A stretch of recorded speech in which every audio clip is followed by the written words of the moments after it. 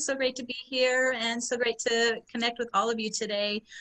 We're going to look at this amazing and sometimes mysterious process of evolving very fast. In this one lifetime, usually, it can take many, many lifetimes. We're going at it at warp speed here, from evolving from 3D consciousness to 5D consciousness. And so just for those who have never met me or taken any of my classes, I had my awakening happen in January '94 in the Northridge earthquake in Los Angeles. And it was a very electrifying, spontaneous Kundalini activation.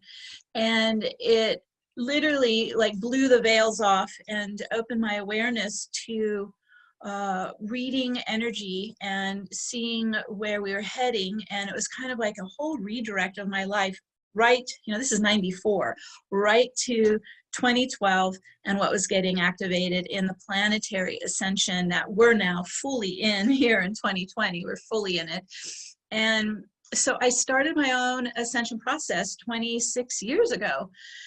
And it's been a lot of learning and, bumps in the road and figuring it out. And about 22 years ago, I started working with clients to support them through their ascension as well, and their spiritual evolution. And it really is an extensive process. I mean, we're going in and we're working on all bodies, right? Physical, mental, emotional, and spiritual. And so it takes some work, and it can be at times confusing. And so I started getting guided by Spirit about 10 years ago or so to start to do training on the steps that I've been guided to go through and the steps that I'm being guided to help my clients go through in this ascension process. So I kind of try to break it down into a somewhat simplified way, just a grounded way that we can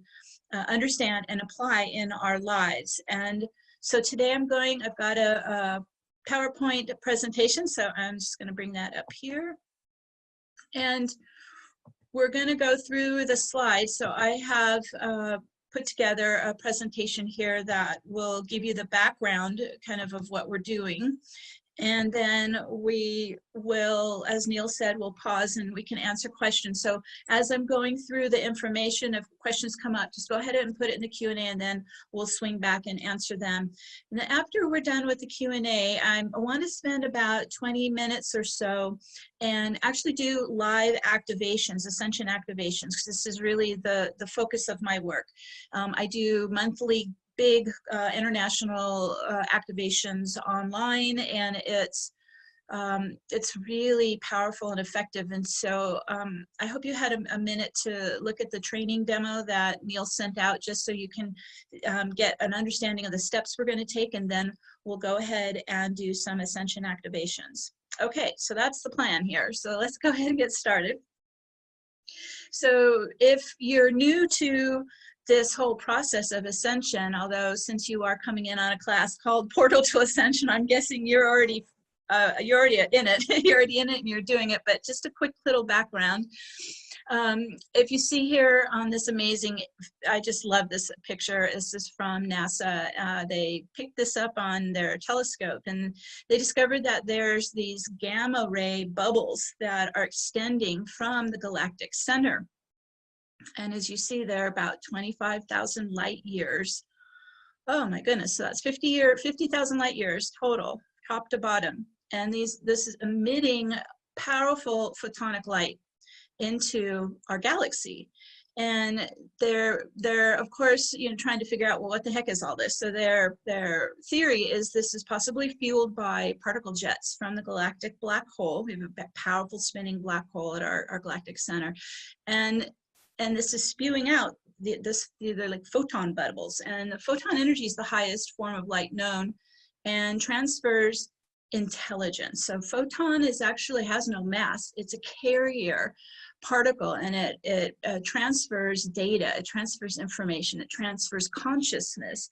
And so what's happening is, as we move into these photon bubble, we're, our whole planet, our whole solar system, us, we're receiving powerful waves of photonic light and sentient intelligence. And this is coming into our brains, is coming into our DNA, into our energy field, and everyone is being affected by this, even our own planetary field. So what's happening is that they're starting to, the scientists are starting to study this, because what we're seeing is that Earth is magnetic. Magnetosphere, try to say that quickly, magnetosphere is weakening with all this photonic light coming in, and actually the poles are shifting as well. And so this is contributing to, in a way, when the magnetic field is thinning and weakening, it's creating time warps, as you might feel like you, I catch these all the time, where I feel like almost like the ground under my feet just rippled, you know. It's like the whole field is warping and it's expanding and contracting, and there'll be times where I'm, you know, maybe you know, working on the computer, I'm walking through the room, and all of a sudden I see the whole room go ring, ring, ring, you know, and then it comes back on and you're like, what just happened? So these are signs that our magnetic field is being impacted by all this photon light, and it's part of what's contributing to even the weather changes, the climate changes. Obviously, we have contributed as well with pollution, but we are also seeing dramatic climate change based on the changes happening in the planetary holofield. So what is so interesting is this, it happens in a cycle. And the Mayans tracked this cycle, and when we move into the photon band and we pull out of it, right? So this is, they call it, well, the time that we're more impacted by the gamma ray, the photon light, they called it the Great Purification. And it occurs as a result of this surge in brilliant photonic light consciousness. Boy, I have to say that's how it feels going through. It feels like we are literally in a purification, and they were not kidding. So this is just a real quick background of what's happening on the planet and what's happening to us. And then with the, you know, it begs to ask the question, well, what do we do with all this? How do we take advantage of this? How do we optimize the full impact of this? And so that's what I'm going to go through now. So let's kind of get an overview of our universe and what's happening in our universe and how it operates. I noticed when I started getting, you know, I was going through my awakening and starting to see the universe with my intuitive eyes or psychic eyes, and it was fascinating, and it wasn't like what we see here on Earth. So began to realize that this universe is a holographic universe, and researchers scientists are starting to really get an understanding of this more and more. I only saw it for the last 25 years or whatever through my psychic eye. I'm no scientist. I'm not, you know, I'm not a mathematician. But I am a visionary, and I can see that this universe is very fluid and it's fluctuating. And so the more that our quantum physicists are beginning to discover how this operates, it kind of helps fill in the understanding of what I'm seeing through my psychic eye. So this holographic principle, if this is new to you, it explains the universe is it's a three-dimensional image projected off a two-dimensional surface. And the 2 dimensions, they claim, is data. So this is the intelligence, the consciousness that's fueling into our three-dimensional hologram. And this is some of your, you know, aware with holograms, if you've seen holograms and how they operate, they're really pretty cool. But it's basically a projection that creates the three-dimensional image, and it emerges, a hologram emerges from a sheet of photographic film. So this is in a way how our world that we live in is operating. And They believe that the universe is made up of subatomic particles, so that's not questioned anymore, you know, electrons or protons or quarks. But they say even below that, if you dig even deeper, that those particles are made up of something even smaller, and it's this information, it's consciousness, and they have a term for it called qubits. But we're going to just focus on that consciousness that is fueling the holographic projections of our 3D reality. So when I would go into meditation and I would start to view the universe, it looked to me like this kaleidoscope of just infinite arrays of timelines and outcomes and solutions, and they were all kind of flashing in and out, and none of it was really grounded yet. It was potential outcomes and potential timelines. That really fascinated me, because I thought, well, then we're not just limited to this one we're in right now. We have infinite possibilities to choose from. And to a point where it got almost overwhelming, because there was so much infinite possibilities, I didn't even know where to start. So I just began to be in the space with it and feel into it and observe how this was working through my own mind. And as I was working with clients, I'll tell you, 22 years of working with clients has been like my university, just observing how it's working through them and the guidance I would get from them and what they were projecting. It's all been fascinating. So this human mind of ours, it's operating as a quantum computer. It animates the external world just like as if you were running a movie projector. It's creating this projection. So you're going to hear that word. It literally, a hologram is a projection, and it's running these flashing imagery that I was seeing out in the universe, right? It's our mind is running these flashing images, like freeze frames, again, just like a movie film. And this starts to create our outer reality. And so that begs the question, well, then what's running through the mind that's creating that reality? So if we're, think of it like if you were watching a show on a television, that the frequencies are running through the electronics to project that television show. So whatever frequencies are running through our quantum mind, our quantum computer, that's what's creating our reality, basically our TV show, which is our life. So what I've seen as we have kind of micro and macro. So we have our own quantum computer, our mind projecting a certain reality, and you can call it a program, you can call it a simulation, they're all the same. Basically, they are both a program, they're a simulation, and that's the micro. And then we have on the macro level, on a global level, there's also a collective mind that is also projecting an outer reality. And this has been called lots of names, and for the most part, we call it the matrix, or we call it the simulation. This is the program that's running like in the background of everyone's mind. So it's more of the macro simulation, and then we have also our personal overlay simulation. And that's where I started with my ascension processes, beginning to realize we may need to do some deprogramming. And that's part of this process, and I'll get into that more as we get along. But I just wanted to make sure, kind of a quick background of how the holographic state of our universe is running through us and our planetary field. Okay, so we're talking about moving from 3D to 4D to 5D.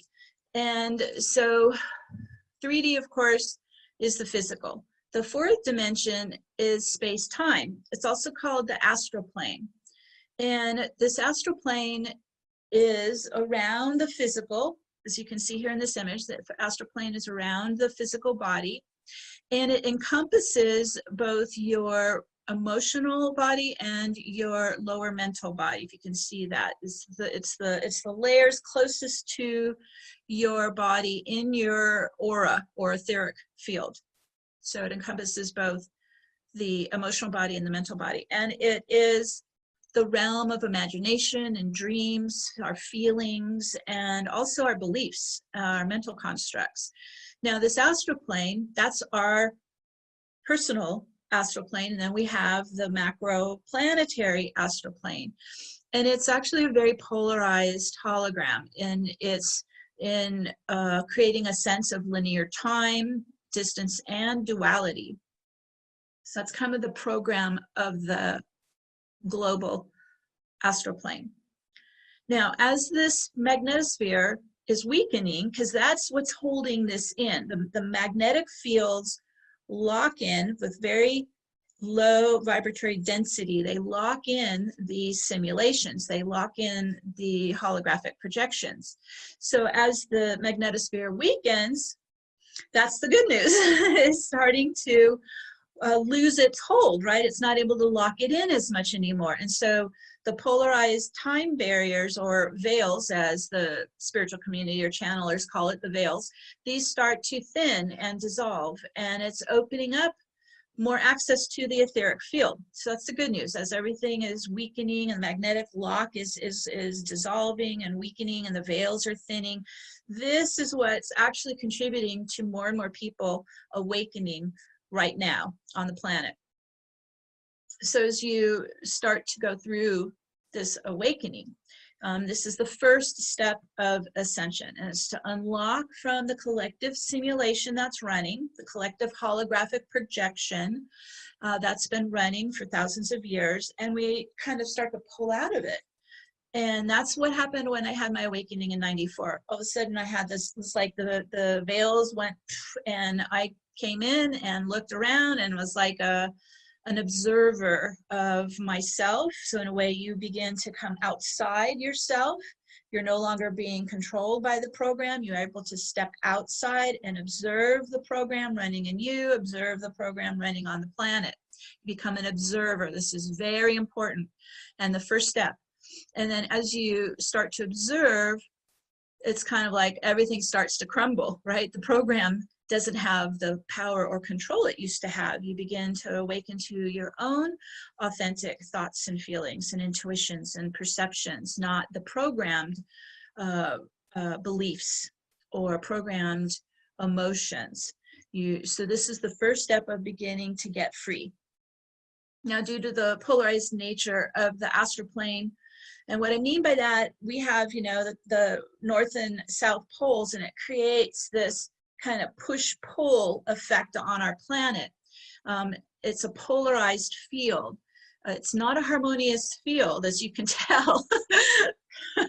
It's a polarized field, and so in electromagnetic field, opposites attract, and so that's what we can feel that it's very uncomfortable, actually, of that push-pull between the opposing forces, positive and negative, or light or shadow. These are the opposing forces on our planetary field. So that's part of where we begin to shift that as well inside us. We're trying to get out of an extreme polarity in our fields between opposites, and unfortunately we're seeing this really escalating. And it's because of the digital internet. It's because of the internet is in a way exasperating this polarity, and it's getting into the collective mind now. Before the internet, we probably didn't have it as strongly as we do now, but it is growing, and it's getting stronger. So this is something that we have to keep an eye on.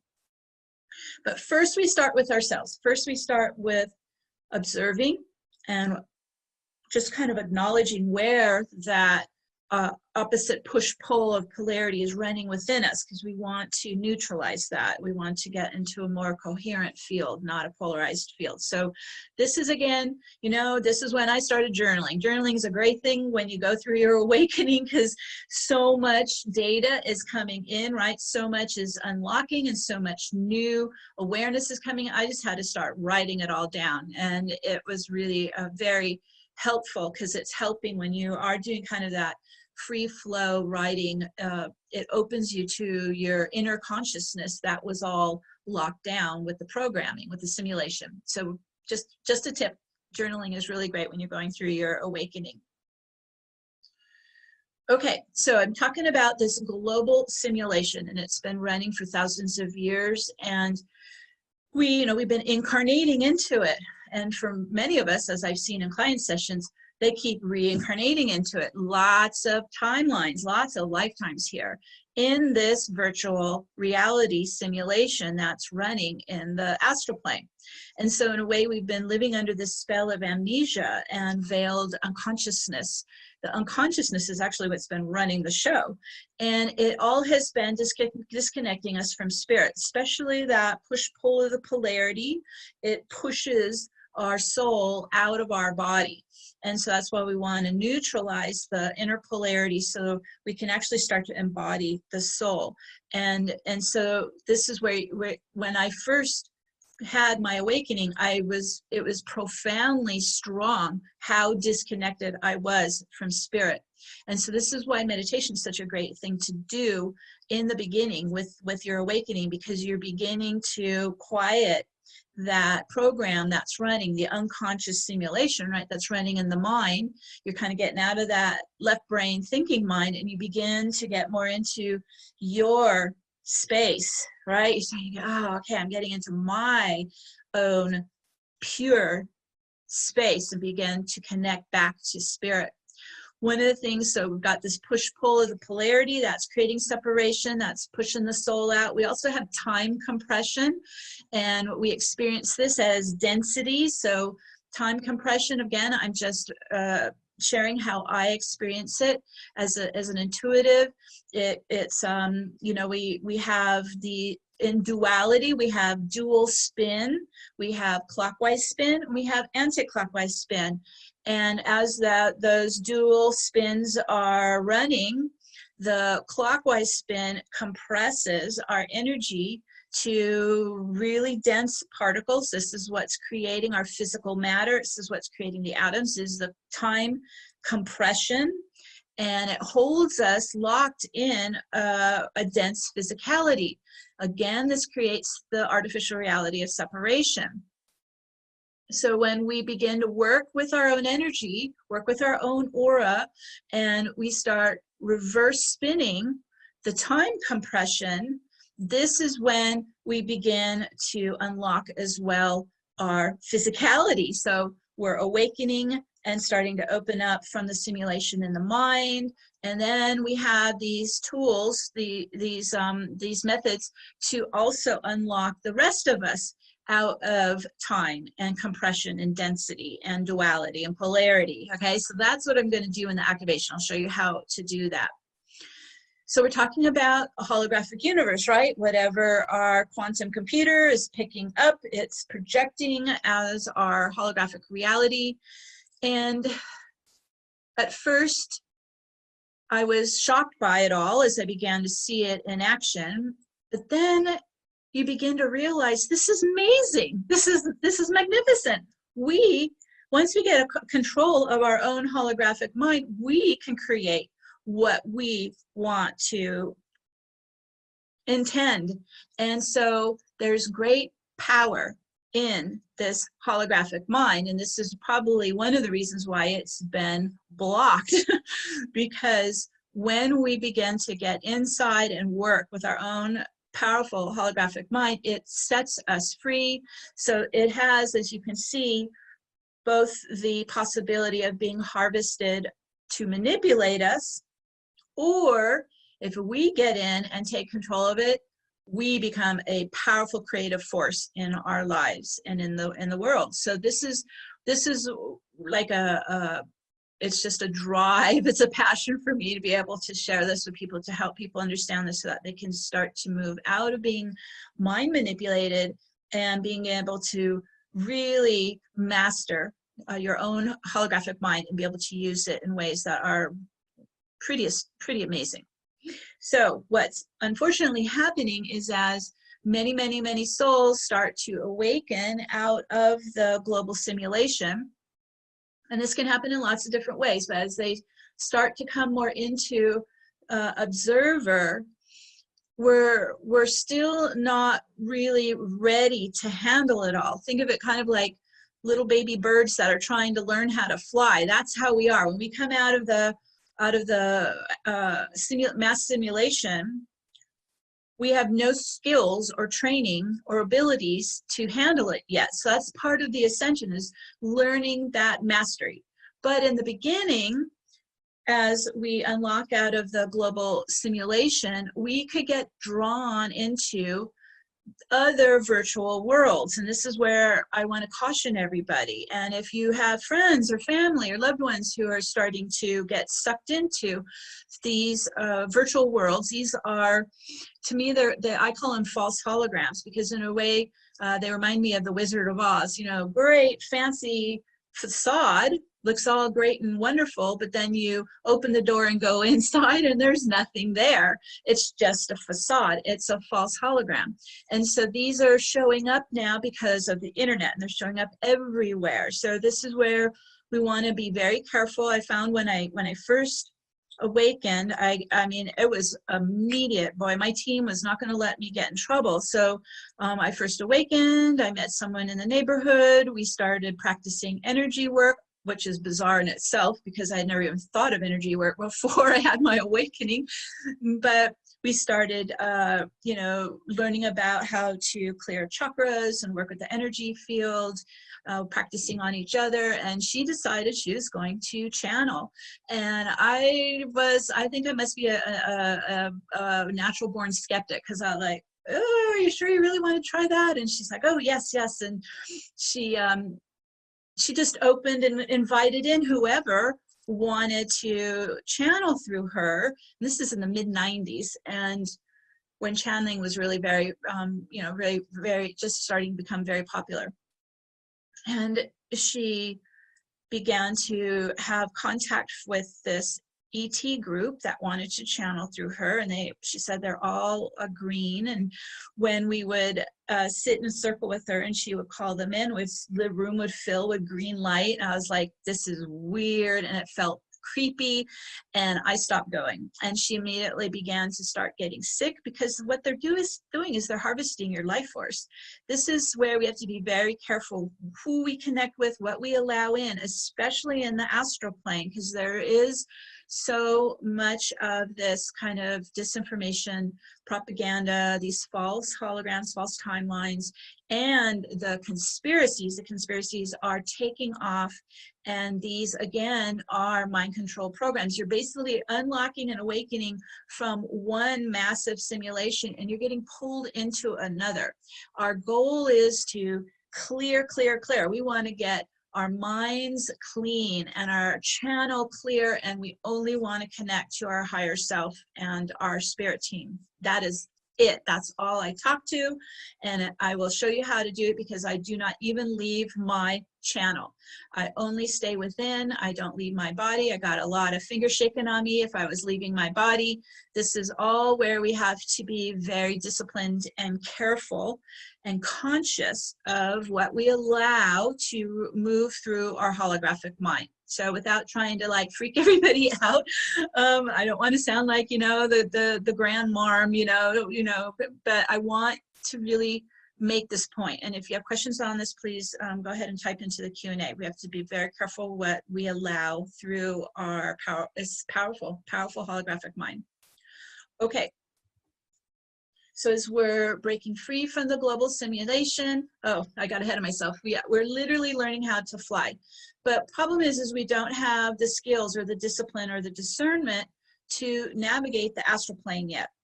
And especially I find another problem that can happen is, you're trying to learn, you're reading books, you're joining meditation groups, you're starting yoga, but you could also get pulled into a guru as well who will manipulate and just basically is running a cult. So we have to also be careful that we don't give our newly awakened power away to any kind of I would say compromised spiritual teacher or guru. I've been watching the show this week on Scientology by Leah Remini and Mike Rinder, and boy, is that astonishing. This is, if you want to know how this works, that's what's happening. It's very much mind control programming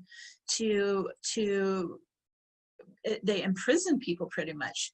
and you can't get out. It's very difficult to get out. So this is where we have to be very careful. Don't give our power away. And it was when I awakened, my higher self was very careful. Pretty much don't read books except the few we let you read. So it was trying to keep my channel very clean and not get overtaken again. So what's happening is, as we come out, we have our awakening, we come out of the simulation, we start this ascension process, and it's a step-by-step process of upliftment into the higher holographic realm of enlightenment. This is our goal. We want to move into the higher dimensional holograms of enlightenment. And all souls on the planet have this opportunity right now. Every single soul can choose to move into this process and work it consciously every day. It's open to every soul on this planet, because Gaia is also accelerating into 5D consciousness as well, 5D frequencies.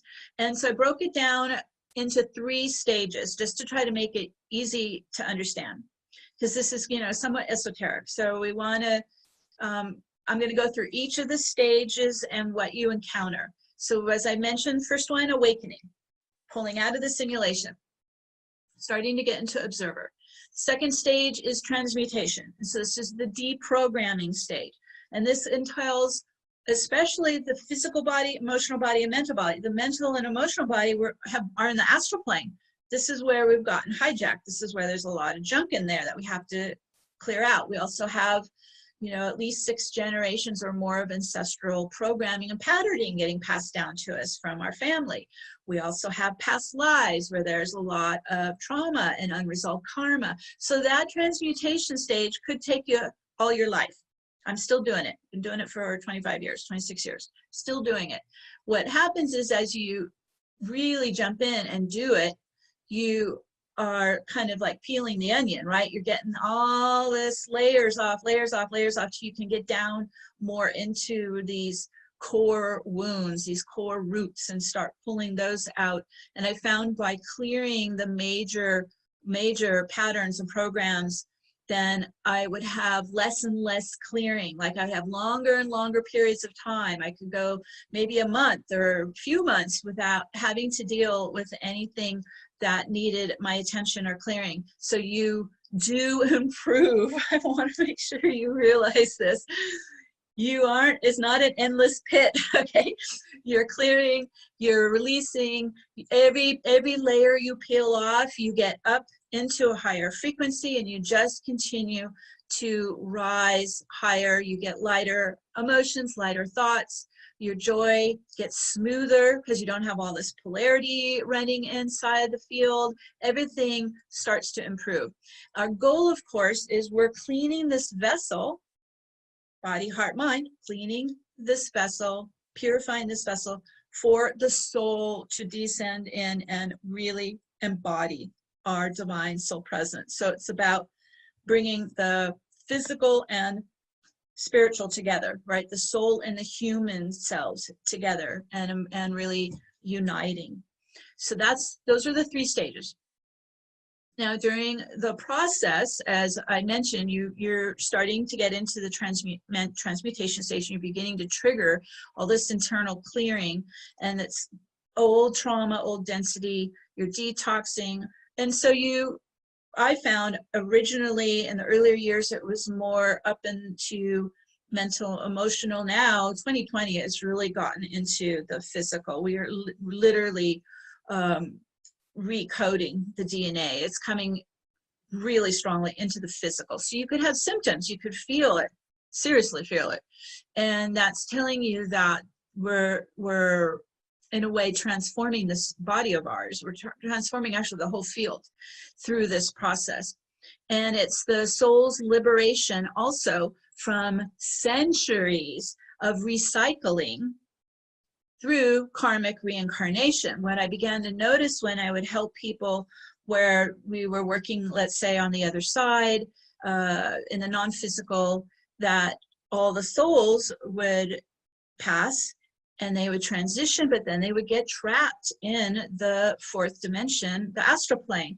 We were literally prisoners of this earth plane. We weren't able to transition back to our soul family or to source. And many of us have been recycling for thousands of years, and it continues each time to devolve us. And so that's part of what this liberation ascension is to, and it's happening, it's opening up the magnetic field, right? The astral plane is unlocking, and we can then transition back to our soul original star system, back to our soul family, connecting back to source. So this is truly, I called it, in the early years, I would call it in my mind, I'm like, this is a rescue mission. I mean, we have to unlock all of this so humans can begin to reconnect to their divine soul presence and their origin and source. And so it really is a mystical moment what's happening right now, where souls can rapidly accelerate their awakening and evolution and liberation.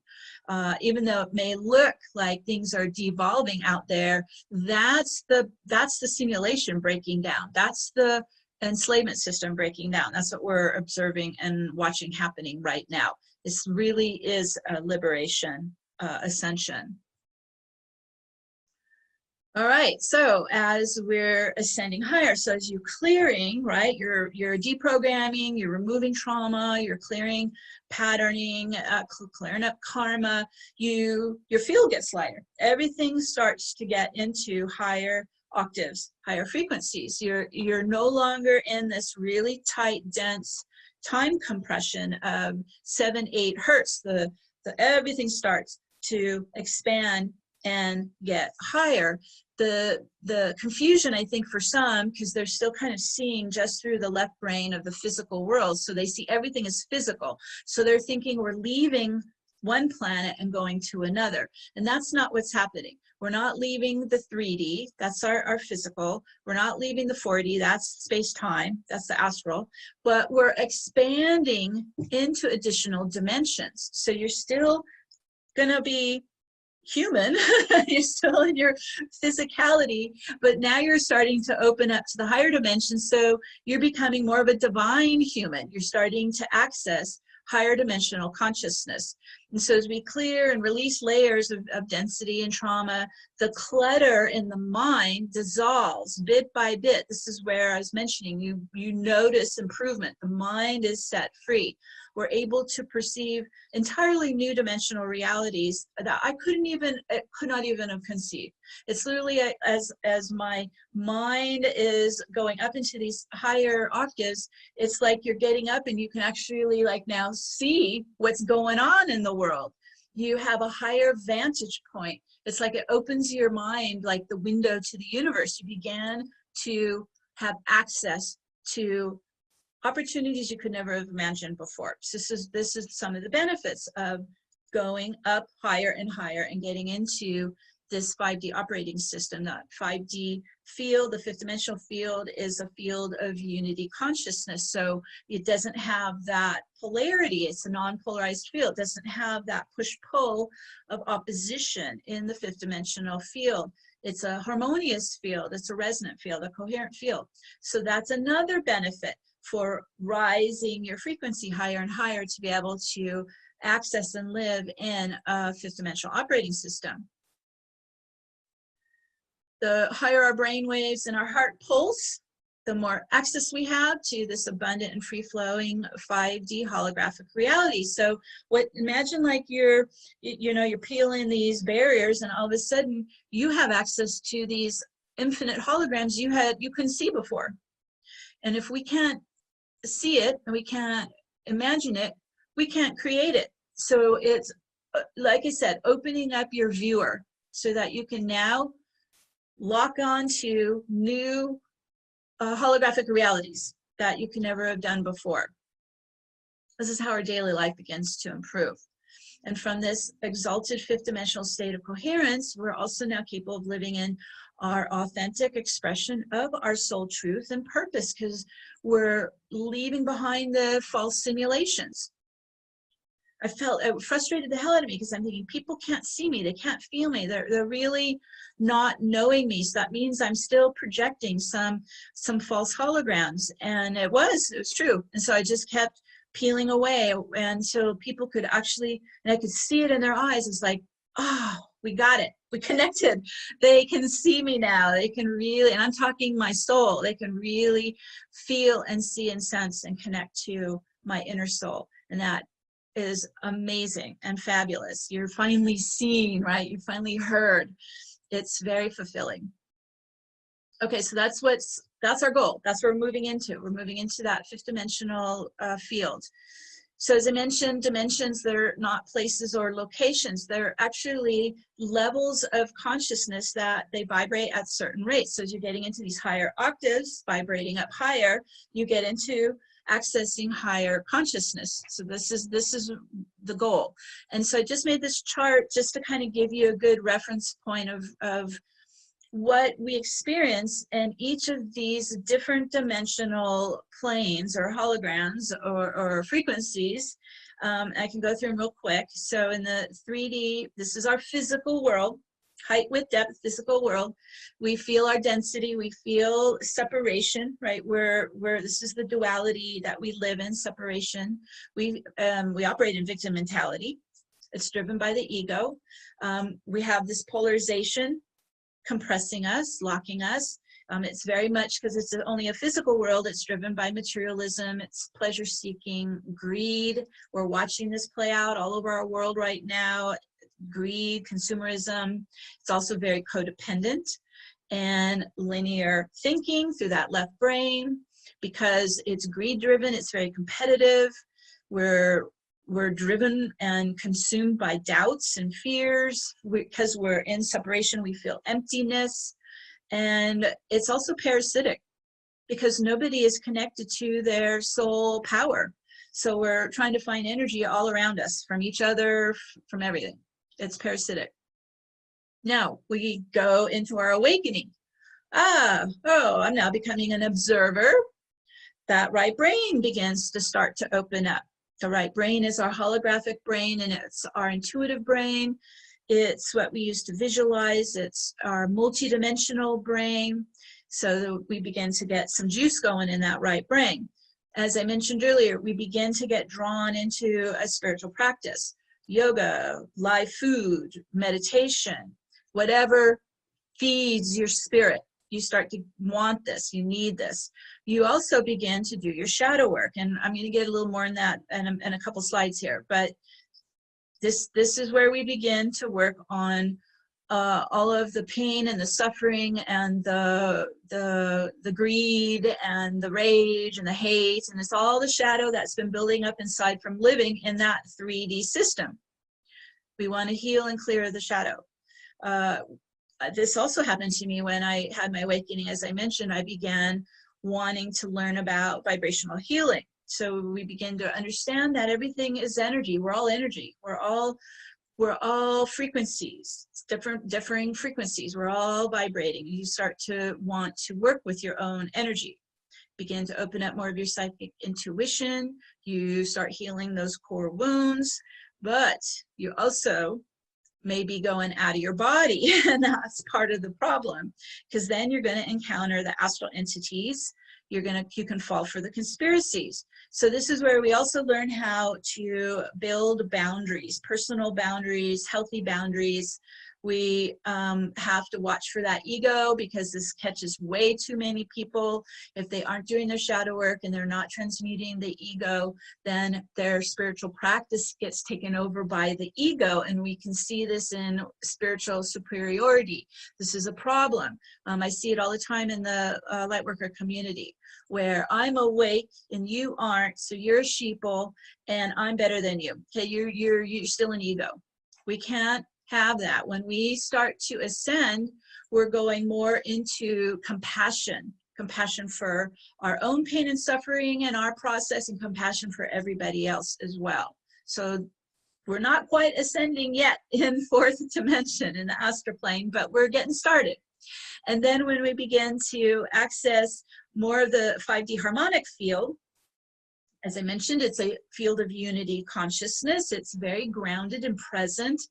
We get in our bodies, and when we're and this, I really had to learn this one from my team. They kept giving me dreams. I would have house dreams, and the house represented me and my condition.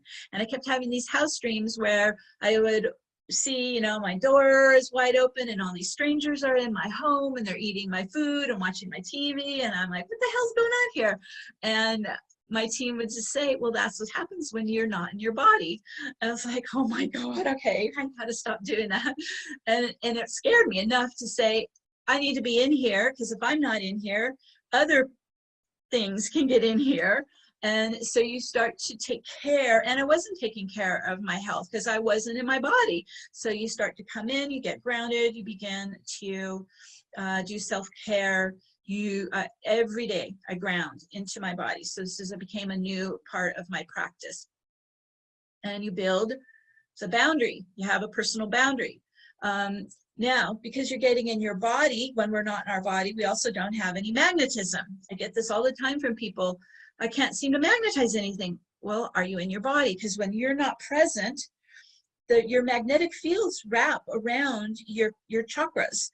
And if you're not in there, it's empty. And I can remember when I was in the early stage here, and I was struggling. I was so poor. I was having trouble buying food. I mean, it was like, oh my God, team, what is it I'm doing wrong? What do I need to fix? And they're like, you magnetize, your magnetic fields draw in what's there, and you're not in there. So it's emptiness, and you're magnetizing more emptiness. It's like, oh, damn. Okay, so this is how I've learned how to go through these steps, by trial and error, making my own mistakes. We have to get in our body. We want to have healthy boundaries. We want to have strong magnetism. And then once you're in that heart, oh, that heart starts to open, expands, grows with greater compassion and empathy. You start to shift from ego desires, right, service to the ego, to now service to the greater good. You're developing a practice to manage and hold 0-point balance within. This is a non-polarized state. We also begin to really become aware of our interconnectedness with the universe, with all that exists in this universe. We start creating mind-heart coherence, to create all the biosystems come into coherence. And that starts to open up your abundance flow. So in a way, you got to have to create a container for the abundance to come in. Same thing, you're creating a divine sacred container for your soul to come in. And so you are establishing a sovereign space. You're starting to experience soul embodiment. You become more, as that window opens to the universe, you start to become more multidimensional, and the synchronicities start to flow in, because your magnetism now is soul magnetism, right? Your soul is in your heart and solar plexus chakra, and so those magnetic fields wrapped around those chakras are pulling in what matches what's there, and it's your soul. So you're building soul magnetism. This is where I don't have to work so hard. The synchronicities just start flowing in now. So that's the real quick. I mean, there's way more, but those are kind of a good distinction of the different things we're going to experience as we go through the ascension phases, and what each plane is running for us. All right, so let's go to the first stage. I'm just going to do an overview of the 3 stages: awakening, transmutation, and embodiment. So the awakening stage, as it can happen over time, gradually, or for my case, it happened in a second. I would not recommend that way. It's too tough to go through, but it can happen. Your soul will determine, it's in your blueprint, how you will awaken and when you will awaken, and the veils just begin to thin, and the pineal starts to activate, and you begin to observe your reality. You also start to watch what's running in you. So this is where you begin to notice how the simulation has been running, and it's been running a false ego persona that's been controlling the life. And this ego persona is in victim mentality. So it's obsessed with the blame game. Everything is everybody else's fault. I'm perfect. Okay, all that has to get clear. You start taking the steps to raise your energy vibration in every thought, action, and deed. Like it becomes your lifestyle. This is not something you just sample and dabble in and you're done. No, this is your new lifestyle. You create a spiritual practice, whatever. I don't tell people how to do it, whatever you're drawn to. And it's really more of self-care and self-love. And these are just some things that I've done that really helped. Grounding and meditation, yoga. I had to completely change what I had to learn about nutrition, change how I ate. Just really being in a sacred space. Just take time out every day and just stop what you're doing. Stop the hamster wheel, right? Just make moments where you breathe deeply. You say your prayers, you set your intentions. You can do toning because the toning is so great because you're helping increase your energy frequency. And I have to go as often daily if I can into nature, because nature is a 0 point field. Nature is, we've been in a simulation that's disconnecting us from everything. And so I would have to go into nature and reconnect to the nature kingdom, reconnect to the elementals, reconnect to this nature spirits. So, because we can't do alchemy without nature. Nothing can really materialize here without nature. And then start talking to your spirit team. Each of us has our own spirit team, and beginning to ask. They're waiting for you to ask. Ask for help. Ask for wisdom. Ask for guidance. Ask for their love and support. In meditation, you begin to connect to your higher self. And I'm going to walk us through a step to do that in the activation. So really, you're starting to embrace your life as your own personal mystery school. As I said, this is where you are learning and you are evolving very quickly. It's a very accelerated process to becoming an enlightened divine human. So that's the awakening stage.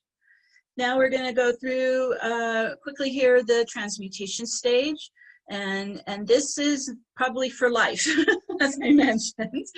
And so you're breaking free from the simulation, you're clearing the false self, right? Getting these ego habits out, clearing the victim programming. We get in and we start clearing any debilitating ancestral lineage, and this can come in lots of ways. Could be like poverty consciousness. It could be creating lots of insecurities. These are all passed down through the generations, our ancestors to us. Could be disease code. There's all kinds of stuff coming in from the ancestors that we have to break free from. We're also clearing the unconscious mind programming and removing trauma. We're loaded with trauma from our childhood and past lives, and so clearing that as well. We're working on neutralizing the extreme polarities, so I mentioned that. Creating a 0 point balance, especially in the heart and the mind, because the mental body and the emotional body are in the astral plane. So we're getting in and we're making sure they are balanced, they are coherent, there is no polarity there. We do our shadow work. This, of course, is where you're starting to shift. I give an analogy of like we're passing the baton of power from our ego to our soul, right? So you're starting to shift who's running the show here, right? You're the master of your energy field. You're the master of your holographic mind. You're the master of your life. We don't want our ego running that. They mess everything up. So it was a very interesting process to go through this, because the more that I could say, all right, in this situation, I'm going to trust what my soul is saying. I'm going to trust my gut. I'm going to trust what I feel that's coherent in my heart, and give it a shot. And I would always have great results. So finally, over time, the ego began to realize, hey, maybe that soul knows what she's doing. And it didn't fight me as much. It was starting to kind of come for the ride. It was, and that's what we want. We want to be able to free will choose to follow the divine wisdom of the soul. Also clearing out all this false stuff that has gotten in. False light, false angels, false ascension timelines. I mean, all of this stuff is the virtual reality simulations that are running in the astral plane. So if any of that got into us, or it was passed down from the ancestors, or however, we want to clear this stuff out. Could be even in past lives. And then again, as I mentioned, this is the stage that we tend to be attracted to the conspiracy theories. And so we're learning how to discern and read energy, where we go behind the facade, right? We go beneath the surface and start to learn what is truth or non-truth. And so I, of course, worked with it as frequency. I did a lot of practice with myself to learn what's the frequency of a no and what's the frequency of a yes. And this, of course, is in relation to what's resonant to my truth. And be able to feel that and hear that. This took probably some years of training. But it really works now, because that way then, and I constantly check myself. So we can't get lazy on this. I have to constantly go, is this really authentic? So always checking, double checking, triple checking, making sure that you aren't getting plugged into anything, because not everything is how it seems in an illusionary holographic world of virtual reality. So we have to be on our game, constantly paying attention and checking. And it's not from a paranoia, it's more about self-care and caution and protection, keeping ourselves safe. Okay, transmutation stage. Now, because of this crazy astral plane that we've been living in the world, we may have encountered, or our family encountered, or we encountered it in past lives, junk in the field. And so this is, I call it energetic hygiene, right? We get in and we start cleaning up the energy field. So as we start creating healthy boundaries around our aura, this way then we're first just trying to stop this parasitic feeding on each other. We're no longer trying to plug into others. We're not letting others plug into us. We begin to really establish that this is my territory and I need to stay inside here, and I'm not popping out and taking from others, and I'm not letting others take from us. So you start kind of getting a sense of where your field is and where it ends and where others begin. All of this is kind of the sensitivity that you begin to develop. As you clear the junk out, your sensitivity will get stronger and stronger. Your empathing will get stronger. This is a gift. We want to be able to sense and empath. We don't want to shut that down. When you have a auric boundary, then you can empath without feeling like you're pulling all that stuff into your field. And so we start clearing out. We clear out astral entities if they're there. We remove cords a lot of times because it's been parasitic. The family or our spouses or children or whoever may have been corded in. We start disconnecting the energy cords, astral cords. We start clearing the what's ever held in the chakras. So there's a lot of density and trauma that's gotten stuck in the chakras. We start opening the chakras up. We also begin to work with this energy, the shadow work, where we're clearing the victim mentality, clearing the paranoia, clearing the distortions from the ego. We work on, and the ego's afraid it's going to lose power. So as you clear, you're bringing in more of your soul presence. So you're not going to be without power. You're going to be bringing in your soul power. And our soul power is our light. It's our presence. It's our essence. So as you help clear the ego distortions that think it has to have all this for power, you're replacing it with actually authentic power, your soul power, your light. We're also working on resolving any karmic debt with other souls and clearing soul contracts that need to be done, need to be finished. We're also getting in and we're looking for core wounds. There may have been, abuse as a child or neglect, or just whatever it is, it needs to be healed. That inner child needs to be healed, because the inner child is an aspect of ourselves that is our joy and our creativity. It's what we feel spontaneous laughter and fun. we need that part of us to integrate back in. It's been traumatized, it's been hurt, and we need to heal it. So we're getting in, and we're also clearing ancestral genetic coding that's limiting us.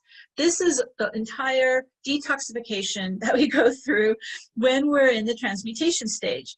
And you can do it on yourself, and I teach people how to use a technique in my modality. It's called Quantum Access, to help you do this processing, this clearing. And you can work with energy healers, you can get body work. There's just lots of ways to support you through this space. I did, over 10 years of acupuncture. I love acupuncture and herbs, Chinese herbs. So there's lots of ways to support yourself as you're going through the transmutation stage. You don't have to do this alone.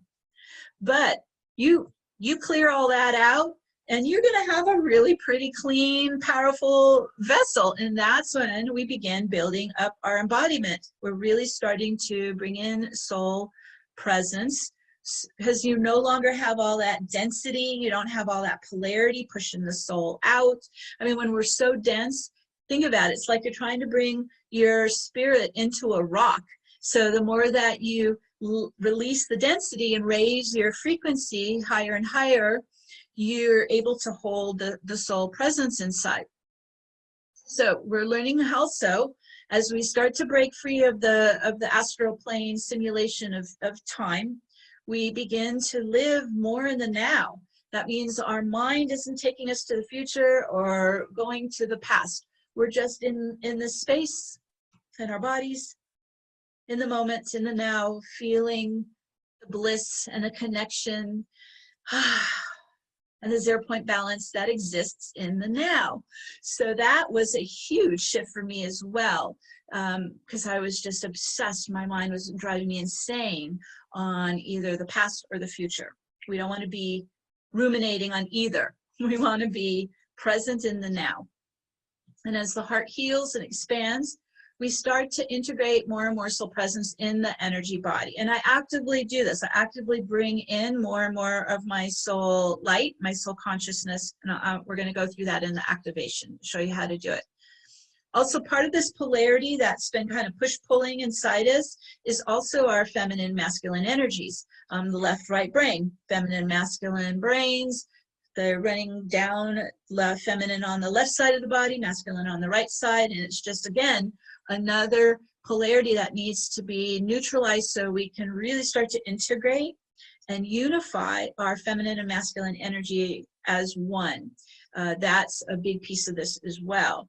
As the heart heals, core wounds heal, the heart's opening, this heart just, it goes beyond the body eventually. It just starts to expand, just like a big sun, and it's running your soul light in it, and it's pure love.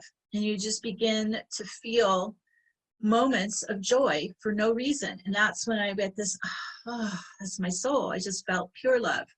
And so that increases. And as the heart begins to regularly pulse and vibrate at the love frequency, this is opening the doorway to the higher dimensions. So it's our heart that actually opens us to the fifth dimensional field and higher. Imagine, in a way, your heart acts like a portal to those higher dimensions.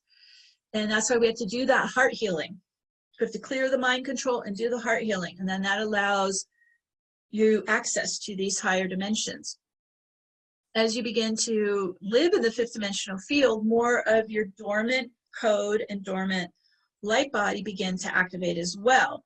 So we were born with the intention to ascend this life. So we came in with the soul blueprint. Everything's in there, just waiting to be activated for your ascension. Okay, so this isn't something that you have to go get from me or anybody else. It's all in there. It's all waiting. And the scientists, they called it junk DNA. They didn't know what it was. But it's your soul multidimensional DNA waiting for your activation. It's all in here. And so when I read energy fields, I can see the soul blueprint. It literally is code and instruction. It's fascinating, and symbols, and it's all in you.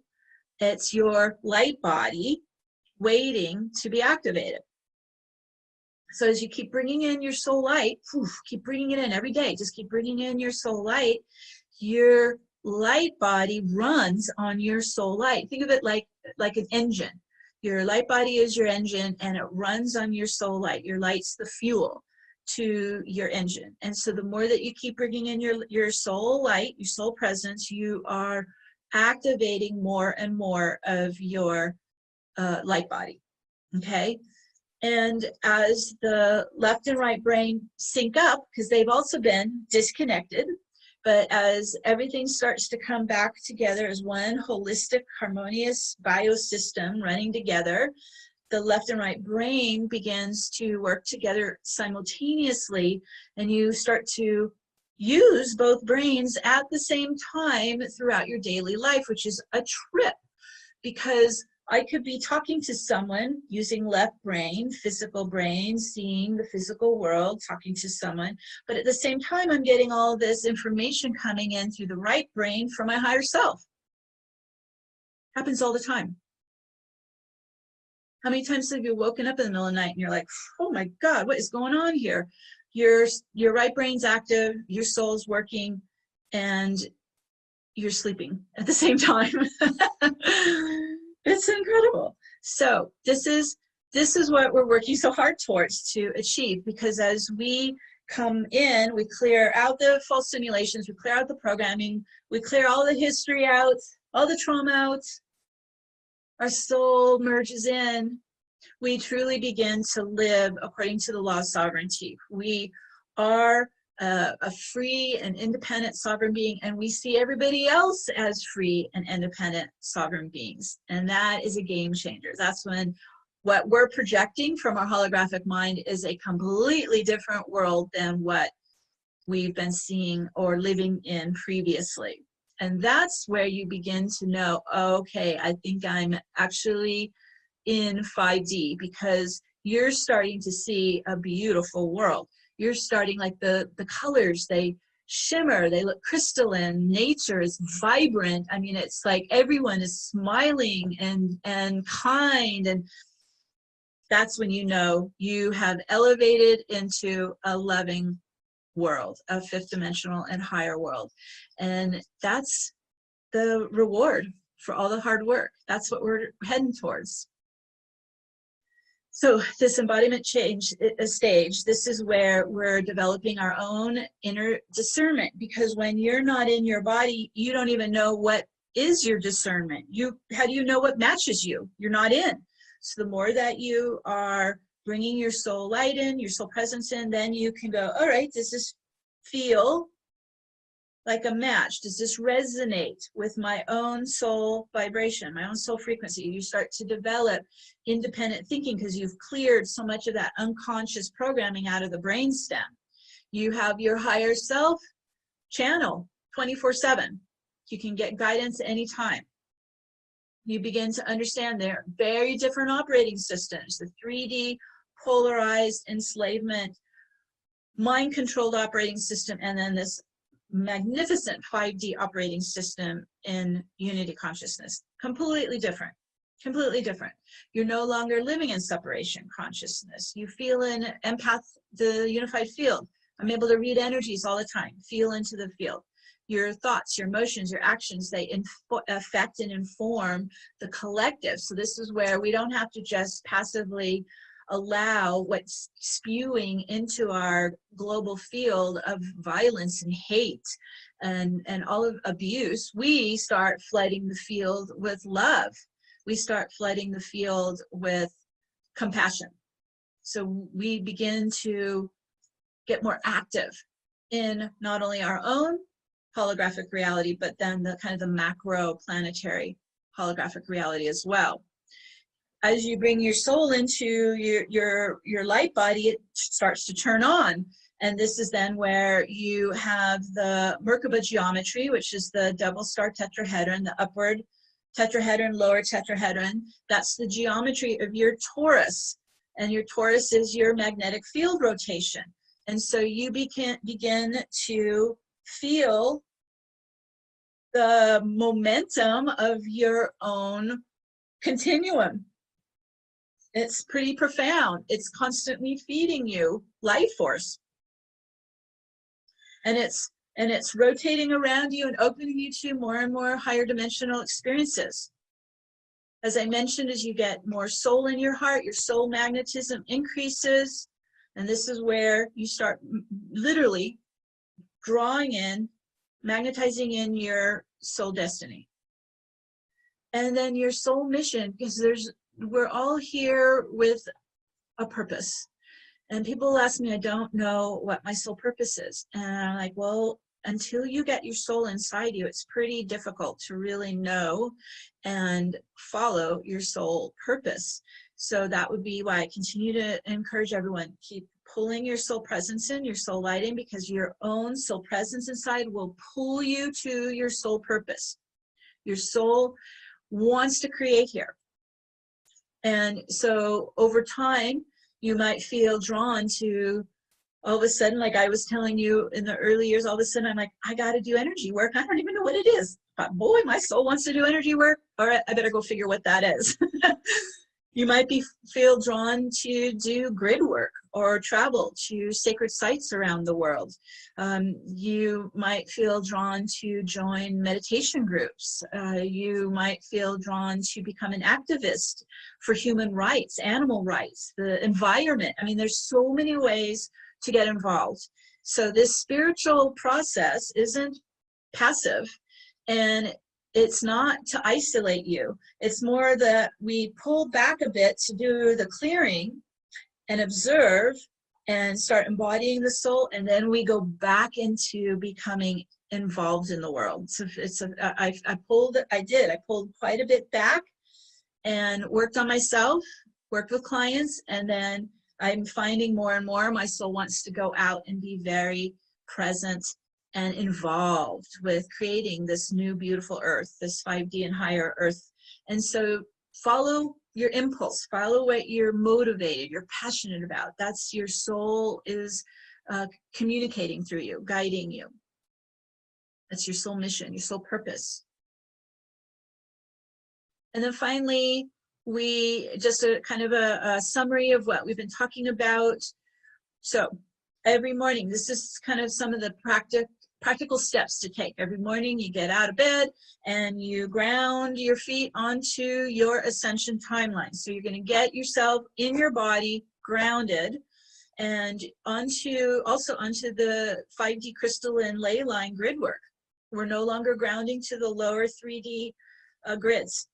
You're leaving that operating system.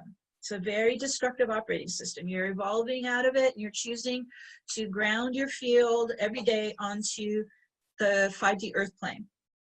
As I mentioned, fifth dimension is a feeling field, so keep working with your heart, healing the heart, filling the heart with light, filling the heart with love as much as you can. And it just becomes this pulsing force field of love around you, inside you and around you. We use the infinity loop to create 0-point balance, and I'll show you how to do that. I focus really on that heart and mind, right? Mental body and emotional body, because they're affected mostly by that astral plane. And heart coherence, when we can get into heart coherence, then this collapses the old non-resonant timelines from the field. So working with the heart is so important because it helps speed this process up for you. You can really let go of the past to the point where you're clearing timelines out of your field. You're literally getting free of time of the past. We're harmonizing the left-right brain synergy. We're creating, you can do an infinity from the heart up to the third eye and back, mind, heart, running infinity vertically, creating the coherence, because we want all the biosystems in coherence in your own physical body, but also in the chakra column, because that's where your soul descends down and in, is in the chakra column. And that's the goal, is to create this beautiful environment that the soul can merge with us. That's our goal. We're unifying with our divine presence. And so these few steps, increasing our energy frequency, filling our heart with soul love, enhance our daily living, build soul communication, amplify heart magnetism. You begin to create synchronicities because your own field is communicating with the external field and pulling in the synchronicities and starting to have instant manifestation because we're out of time. We don't need the time lag anymore. And this is how we enhance our life. And it just continues to improve every year. I learn more every year, I improve every year, and I understand more every year. It's like the brain centers continue to open and open and open to higher consciousness. This is the process we're in, and it's quite profound. It can be challenging, but it's worth it. And I am just thrilled to share this with you. So that's our presentation. And we can go to Neil and answer any questions you have. And then we're going to spend about 20 minutes to do the live activations. So questions first.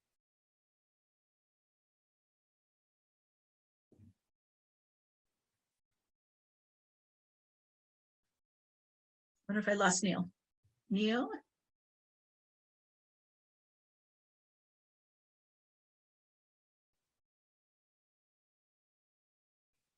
All right, I'm going to pull him up because I think we've lost Neil.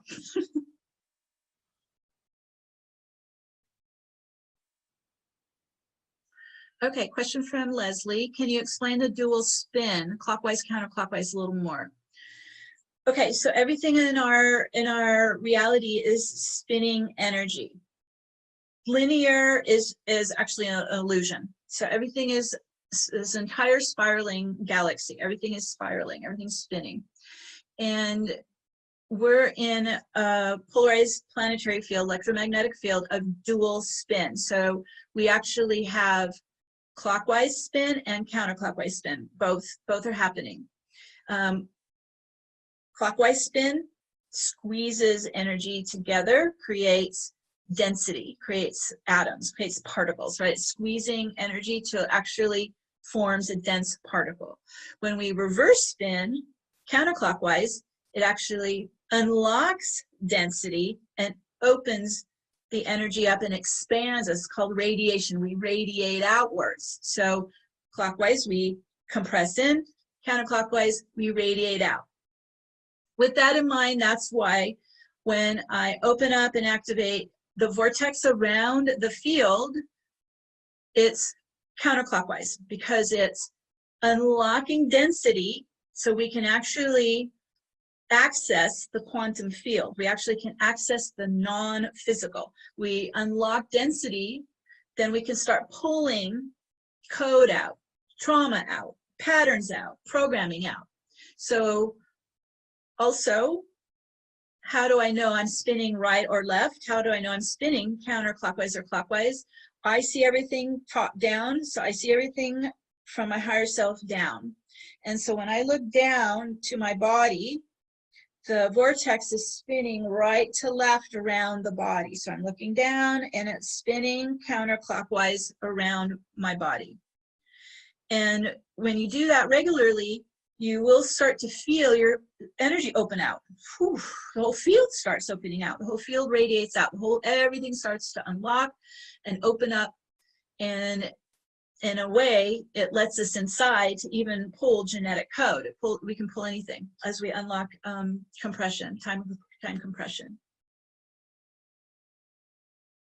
So because we're in a physical world right now, and we're in a physical body, the clockwise time compression keeps us in some vessel of physicality, right? It keeps us in some density. Eventually, we may not be in a dense body. Eventually, if we continue to do this process and we're clearing all the density out, I literally feel like I'm levitating at times. I don't even feel my body. I can't even feel, even though I know I'm in, but has dispersed and opened up so much that I actually feel my energy as fluctuating, vibrating waves of energy instead of compressed particles.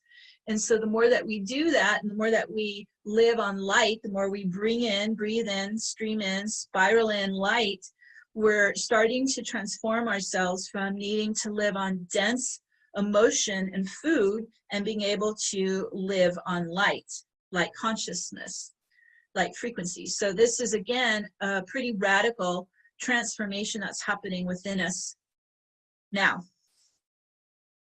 Has this ever been done before? I don't know, but I'm really curious to see what this will look like. So let me know if that helps, Leslie. Martine, what is inserted ego will? I personally believe the ego is a construct of the simulation. So in a way, anything that exists within us by the simulation has been inserted. It's a shadow persona, and its seems like its whole drive is to consume and compete and to control and dominate. It's very aggressive and insecure and grandiose. So it's, and this is just how I see it reading the simulation. I know there's lots of studies, psychological studies, spiritual studies, talking about the ego and the id and all that stuff.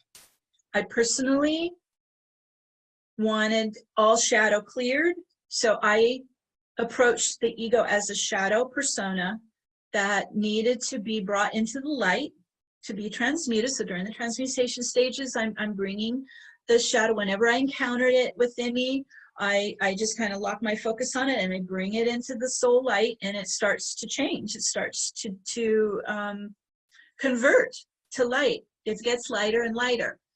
And this way then, I'm not trying to destroy it. I'm not trying to kill it. I'm not trying to get rid of it.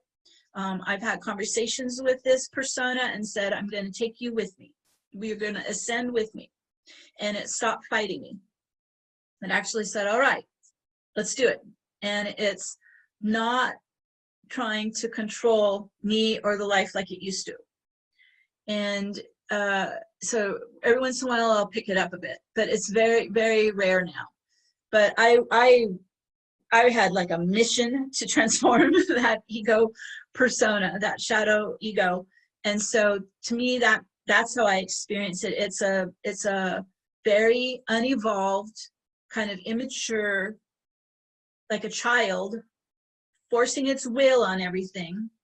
And I had to help it grow, mature and grow and understand we're now following the soul will, the wisdom of the soul will. We're not following your immature, throwing tantrum will. And so that's how I've been approaching it.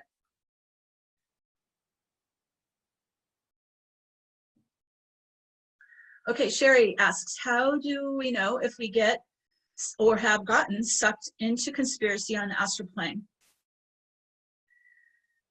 Well, most of them are in the 4D field of polarity. So watch for the languaging.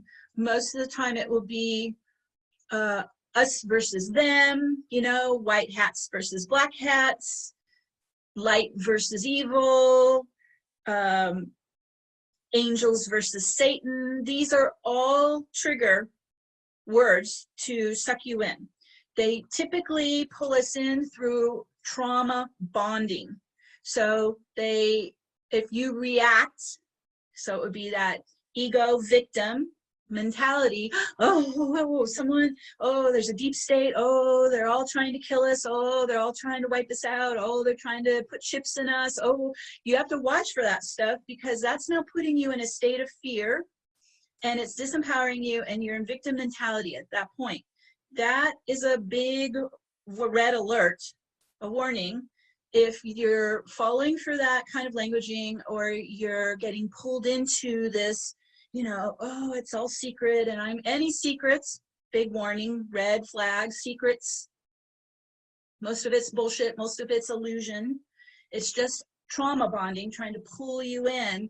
We're seeing a lot of it right now around pedophilia and they're actually roping people in if they've had any kind of childhood abuse, sexual abuse in this life or past life. It is trauma bonding, and it's pulling them in. None of these conspiracies are actually fixing anything or saving anyone or helping anybody. It's a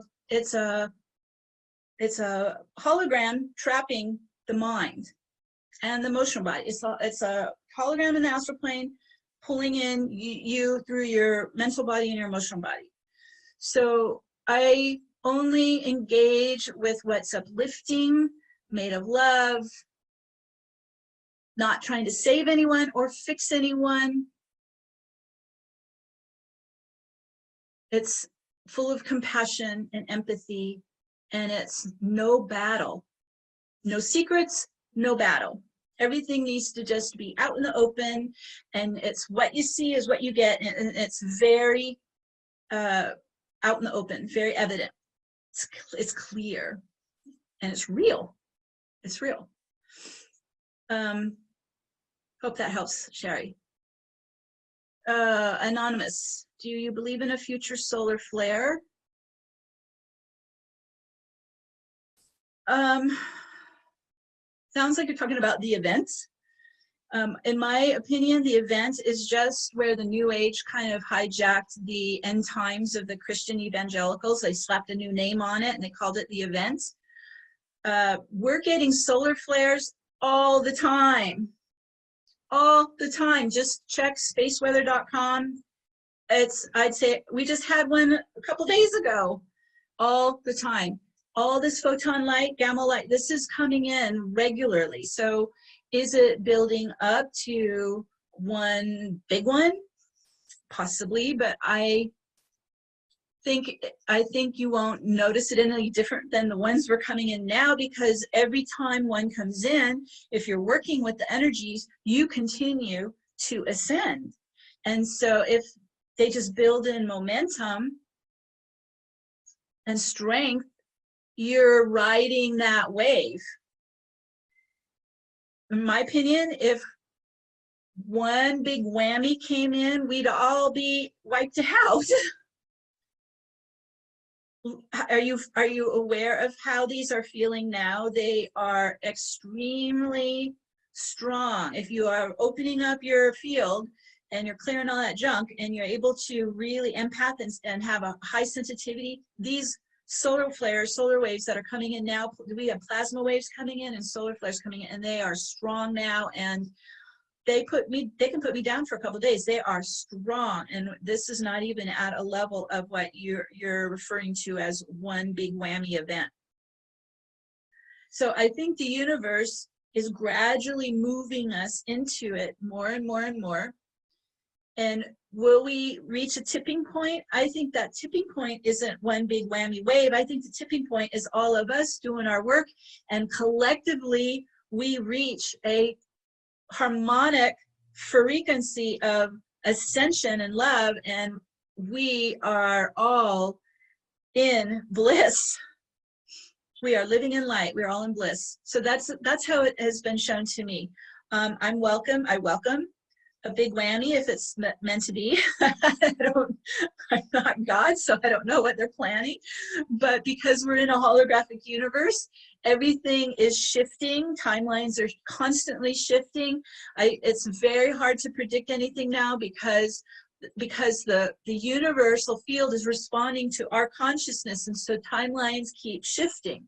So maybe they had a big whammy planned and we shifted it as well. So again, if you come from the mindset that you're separate from the universe and you're a victim of a big whammy event, then you're still in 4D. So keep elevating up where you understand that we are in constant communication with our universe. We are in constant, our consciousness is affecting the field, and the field is affecting us, and we're in this back and forth harmonic flow, quantum flow of consciousness.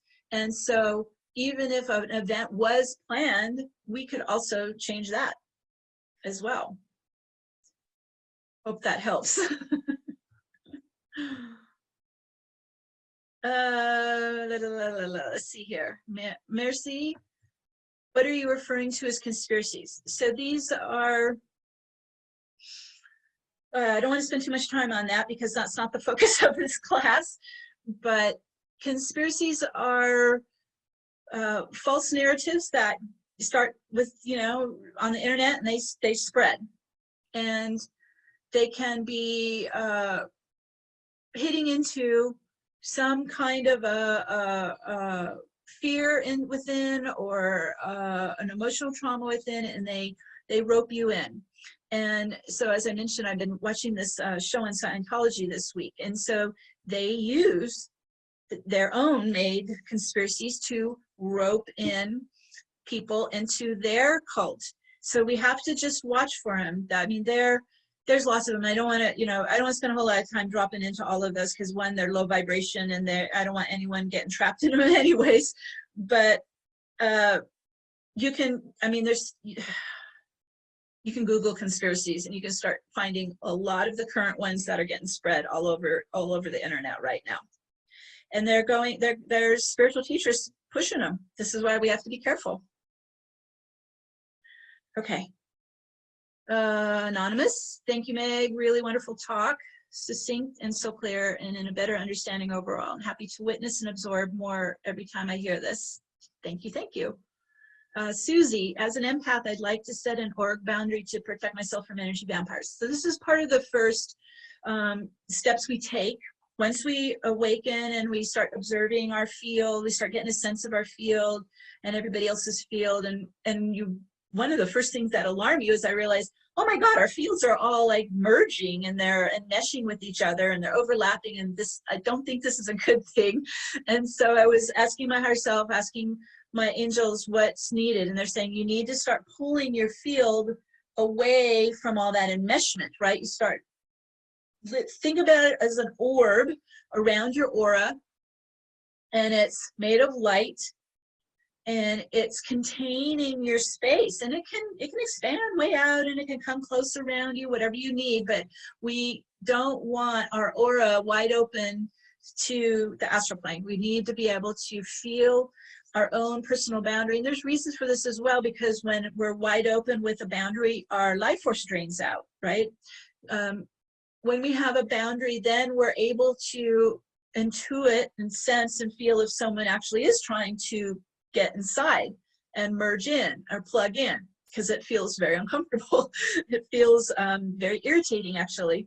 That's kind of my sign. If I start feeling kind of getting grumpy and irritable and pissy, I was like, oh, I better check my boundary. And there it is. There's someone trying to poke in, someone trying to get in. And so follow what you feel. Your own body will tell you, your own senses will tell you. But I get up every morning, I ground, and I envision that orb around my aura, and I envision it before I go to bed. So I hold my boundary in place with this holographic mind.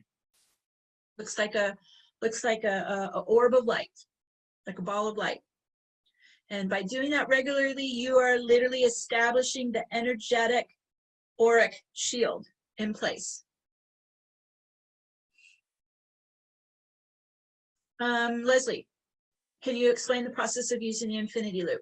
I did have Neil send you a link to a short video that does show you how the infinity loop is used. We're going to use it today. I hope you had listened to that video, so I don't have to spend too much time explaining it. But it is,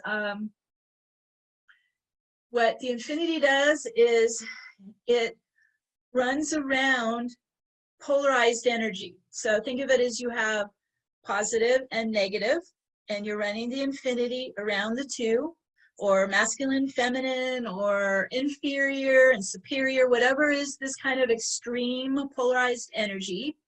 You run the infinity around the two opposing forces, and what happens is the infinity begins to bring those two opposing forces to the center point, and they begin to merge, and they start balancing each other, and it pops the charge, it pops the polarized charge, it pops the opposition, because they are two extremes of the same energy. So masculine, feminine, let's say that you start bringing the two, or positive, negative, bring the two, the infinity's doing the work I do this all the time in healing sessions, helping people remove polarity out of their field, wherever it's showing up in their lives. It's very effective and it's quick, actually. So using the infinity anywhere you want, one or two ways, Leslie. You're neutralizing polarity, or you're unifying opposing forces. Okay? You can run them in your chakras. You can run them right in the chakras. I do all the time. You can run them at your feet if you feel like you're not able to ground both feet equally. You can use it anywhere. I run an infinity if I'm going to collaborate with somebody. I run it between our orbs so that I start bringing us into harmonic balance when we're working together.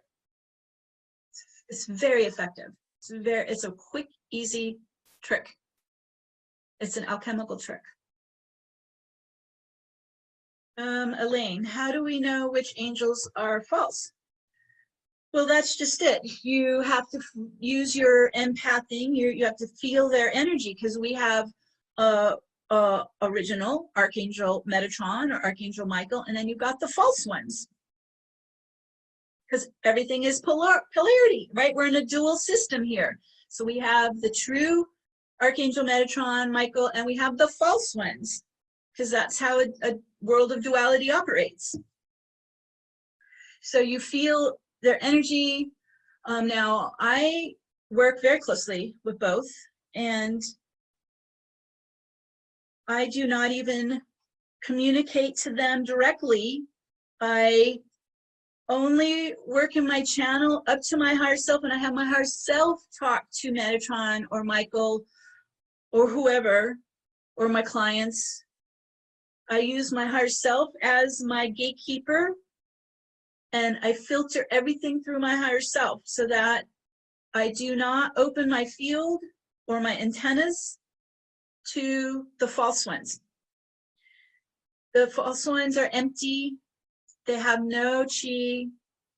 They usually are an energy drain. They're tricky. They're not compassionate. You just have to tune in and feel. And the more that you open up your third eye, right brain, pineal, you start opening up more and more of your psychic ability, you go behind their facade. So let's say it's a false Michael that's projecting Archangel Michael. You start to look around, underneath, behind, and it's empty.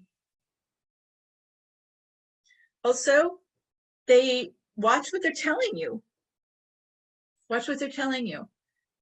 That will give you clues, because these beautiful beloved angels will never talk to you in a degrading way. They'll never talk down to you. They'll never put you in danger. It's so pay attention to how the languaging they use, the energy they use. They're trying to hook into the ego and control you and manipulate you. So maybe they're praising your ego. Oh, you're this master. You got to watch for that shit too. You got to watch for where they're putting you up on a pedestal, because they're really just setting you up to manipulate you. So I watch for both the degrading and putting you on a pedestal, because that's going to hit both your ego. That will go right in. You'll get sucked right in. Okay. Good questions, you guys. Okay, good. Quantum Miracles says that explanation of the counterclockwise from above really helped. Because if you think about it, if you get on the ground and look up, time compression will look different. So again, it's all perspective. So we're looking, I just see everything from my higher self, top down, and clockwise and counterclockwise. Also, you ask it, can you let us know if you schedule individual energy work? Yes, I still do sessions on Tuesdays and Thursdays every week. I'm typically booked out 3 months or so. People are booking November, December right now. Might have a few left in October. You go to my website. My website is newearthcentral.com. And you can get go to the store for distance healing, and you can get onto my online calendar and see what's available. So yes, I do some private one-on-one healing sessions on the phone. Still been doing that for 22 years. I'm wondering how long I'm going to keep doing it, but still doing it. My higher self's like, you're not done. Another question, how do you know you are in contact with your spirit team? Well, I see them. I see them with my third eye, but if you aren't able to see them, you can ask them to send their love to you so you can start to feel their energy, feel their love, feel what is their vibrations, beginning to get a sense of them. They're always here with us. It's just the time barriers has been preventing us from feeling or seeing them or sensing them. So as we keep spinning counterclockwise, we're just dissolving the time barriers so that opens up more of your communication network with your team. Now, also, as I mentioned, I only talk to my team through my higher self, so they have to talk to me through my soul frequency. So think of it like your chakra column is a radar tower, right? All those chakras are like antenna dishes, and you only want to be dialed on your own soul frequency. So that's in a way your own radio station. So you want all your antennas pointing inside to your own soul stream, to your own radio station. So if anyone wants to talk to me, so if my team wants to talk to me, they have to talk to me through my soul frequency. So I pick it up, because that's the only thing I'm dialed to. That also keeps out all the riffraff in the astral plane. Okay, I'm seeing the time, and I still want to be able to do our activations. Let's see here. Yes, okay, from DM. Even though I work on my sovereignty and boundaries, sometimes when I'm in a dense area or with a person with unhealed trauma, I can feel drained. So that's where your antennas, your empath antennas, your chakra antennas could be pointed out to them. Then you are empathing their energy. And also, they could be plugging into you and draining your energy while you're communicating with them or around them, next to them. So when you are in a situation where it's either, you know, it's a event, or you're with someone that is running at a lower vibration, it doesn't, you know, you're not feeling that resonant with it, I command shields of light. Just hold steady, and I do not point my antennas to them. So I can look at them with my eyes, using that left brain. I'm talking to them. Yeah, great. But I am not dialed onto their field, because then you start ingesting their energy, and you're open. When you're dialed out to them, you're opened your field to them. So then they can hook right in and pull your life force, and you get drained. So this is all the stuff we're learning to master. None of us have been taught this. We're all learning how to do this. We're all learning how to master this.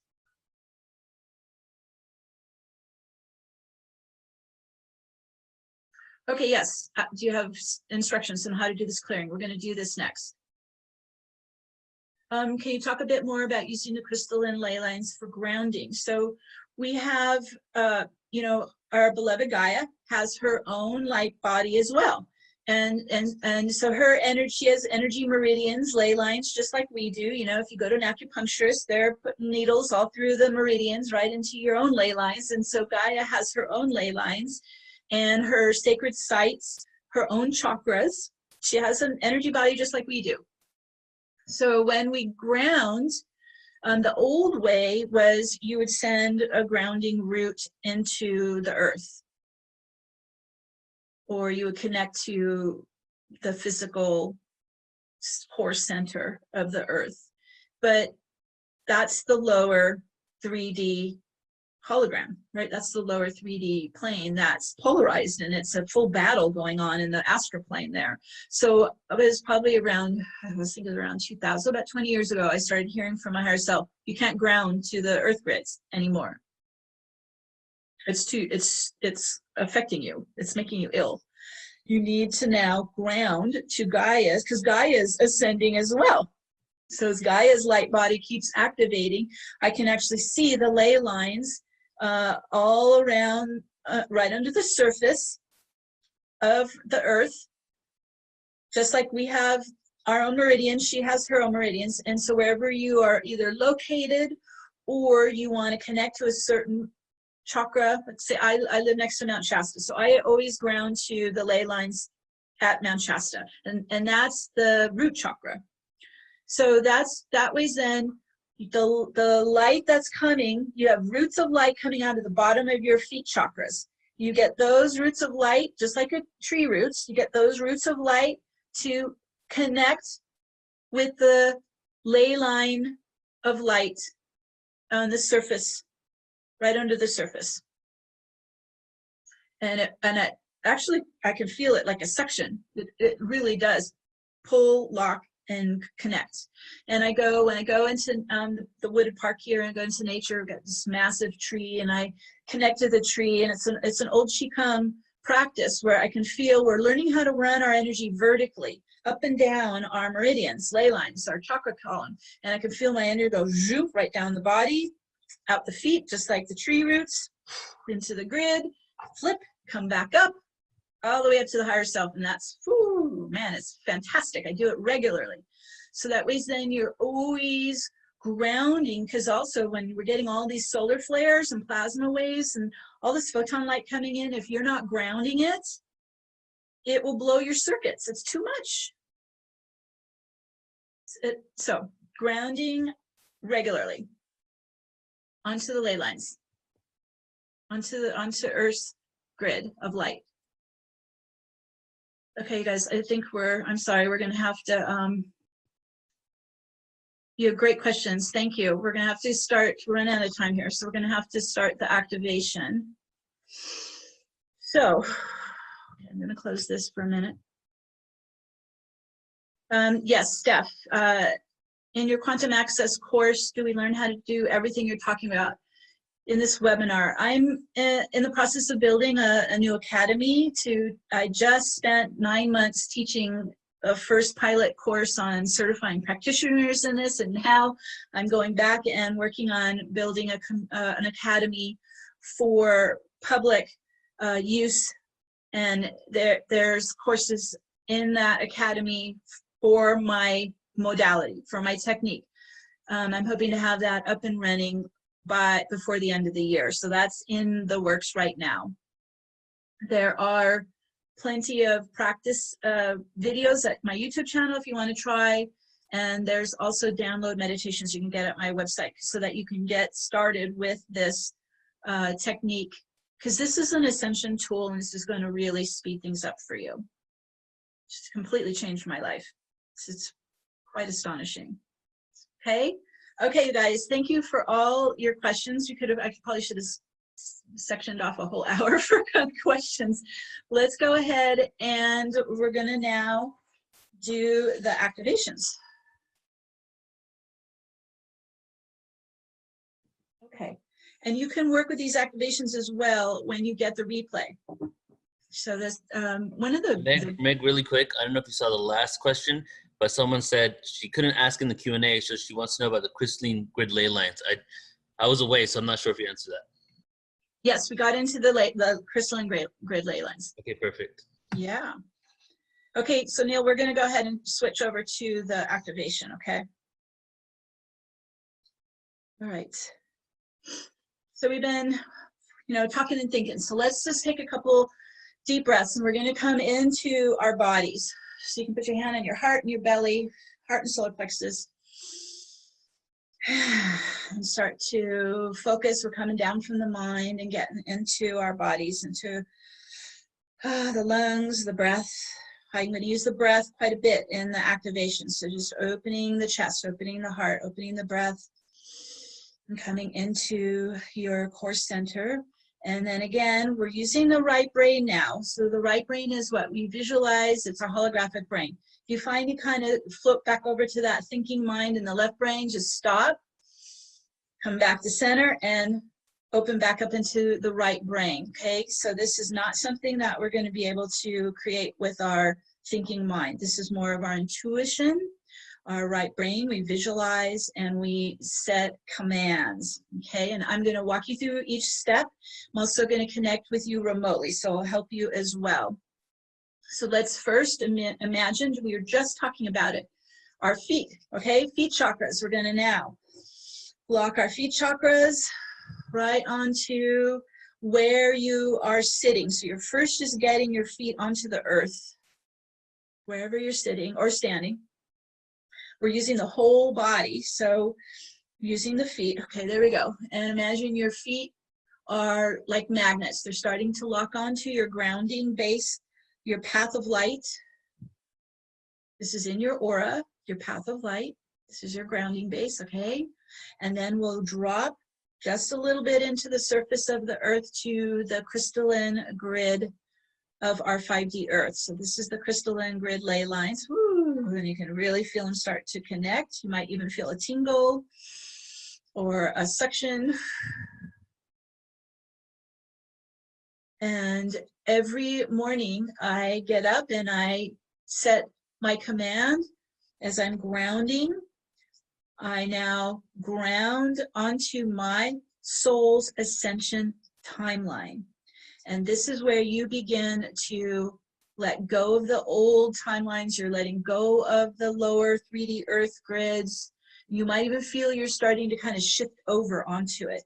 But we now are commanding that we are grounding into the body, onto the crystalline grid, and then right onto each and every one of our own 5D ascension timeline.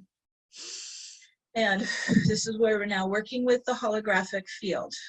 We're selecting that as our grounding base. Okay, whew, I can feel that just took hold. You guys are doing great.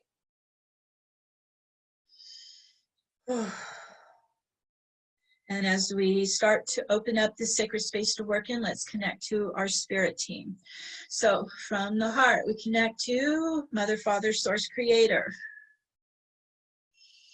From the heart, we connect to our own God self, our I am presence, our soul presence and soul family, soul group. From the heart, we connect to our spirit team of angels and archangels and spirit guides, ascended masters and teachers, the elders, the shamans, our protectors. We call them in. We're also, as we're grounding onto the crystalline grid of Gaia, we're connecting to Mother Nature, the nature spirits, the devas. We're calling in the elementals of air, fire, water, earth, and ether to do the alchemy. And Archangel Metatron just stepped in. He's placing Metatron's cube under your feet and your grounding. It's made of outer 6 circles, inner 6 circles, and a central 13th circle. So you're stepping into the center circle and grounding, locking in. And when we connect to Metatron's cube under our feet, those 12 circles start to rise up as pillars of light up and around the body and aura. Again, we're looking from top down, from the higher self down, seeing the pillars of light rise up. And they're humming and toning and vibrating with the sound of Om, the sacred sound of Om, the Phi harmonics, Om. So as they're vibrating, now they're beginning to rotate. And this is where they start to go right to left around your body and aura. Anti-clockwise spin, spinning faster, whereas they go faster, they're blending now and becoming a vortex of diamond white light spinning up and around the body aura. Ooh, here we go, spinning faster, starting to expand your field into the higher dimensions, going faster towards the speed of light. It starts to collapse the time barriers. Ooh, there we go, and opening us up all the way out to the quantum field. Whew. There we go, and we're in. And that lets us access the non-particle field. Virtual particle field lets us access the non-physical world. And so let's come inside, and we're going to work with our energy body. So we come inside, we start to connect with our chakra column. It runs straight up the center of your body. Let's go start connecting at the root, the base chakra, right there in the pelvic floor. There you go. So we're starting there. And now we're going to create an inward spiral. Again, counterclockwise. You're looking down in your chakra column. It's starting at the root, starting to spiral up. So here we go, spinning upwards, and we're starting to clear density with the spin momentum, clear trauma, clear density out of the chakras. The vortex around us will take it out, spin it out, so spiraling from the root all the way up the body. Keep spiraling past the crown. There's 5 chakras above the crown. We're going all the way to the top, 12th chakra. Whew, here we go, up. Whew. And as we get up to the top, at the 12th chakra, this is where we connect to our higher selves. This is your God self, your higher self, your soul energy. I always see it as a brilliant light being at the top of your chakra column. You can do a heart-to-heart bond with your higher self, your God self. Ooh, make connection, because we lost this. We're making connection. And your soul is made of light and sound. So now we're going to start bringing the soul energy down the chakra column. So we're doing still anti-clockwise, but now the momentum is going vertically back down. So if you're looking up your channel, we're breathe down and in, soul light, soul sound waves, soul frequencies, soul essence, keep coming in. It's in a stream coming down the crown, into the body, into your chakras, soul consciousness, soul essence. Woo, and it flows down in and it fills into all the chakras down to the root. Woo. Starting to bring soul presence into you. And let's go to the heart. Let's imagine that heart like a container, just filling with soul love, soul light, soul presence. Ooh, there it goes, filling into the heart. And as it fills, it could even feel like it's going outside the body. So big heart container, just filling, and it's starting to vibrate and pulse like a big sun. Your soul light like a sun. Ooh. That's it. Good. We want that heart really filling with the soul love, soul light. And then last step is we want to neutralize polarity, because we just pulled the soul in. We don't want this push-pull of our polarity to push the soul out. All right, so we're going to use the infinity eights to neutralize polarity in the body, heart, mind. All right, so I'm going to help you with this. So we're going to run first infinity, and it's going to run horizontally at your heart. And another one, back and forth, left, right, bring, right, back and forth, weaving your infinity of light at the heart and at the mind. All right, we got it. Let's just let that run for a second. Starting to unify energies, it's starting to neutralize polarity, starting to balance opposites in the heart and the mind. And let's go focus into the center of the infinity in the heart and in the mind. And this is called 0 point. So it's 0 gravity. If you notice, right at the center of the infinity, nothing's moving. All the action's happening out there on either side, but in the center, it's still, it's 0 gravity. It's non-polarized. There's no polarity in the center point. It's very calm. It's neutral.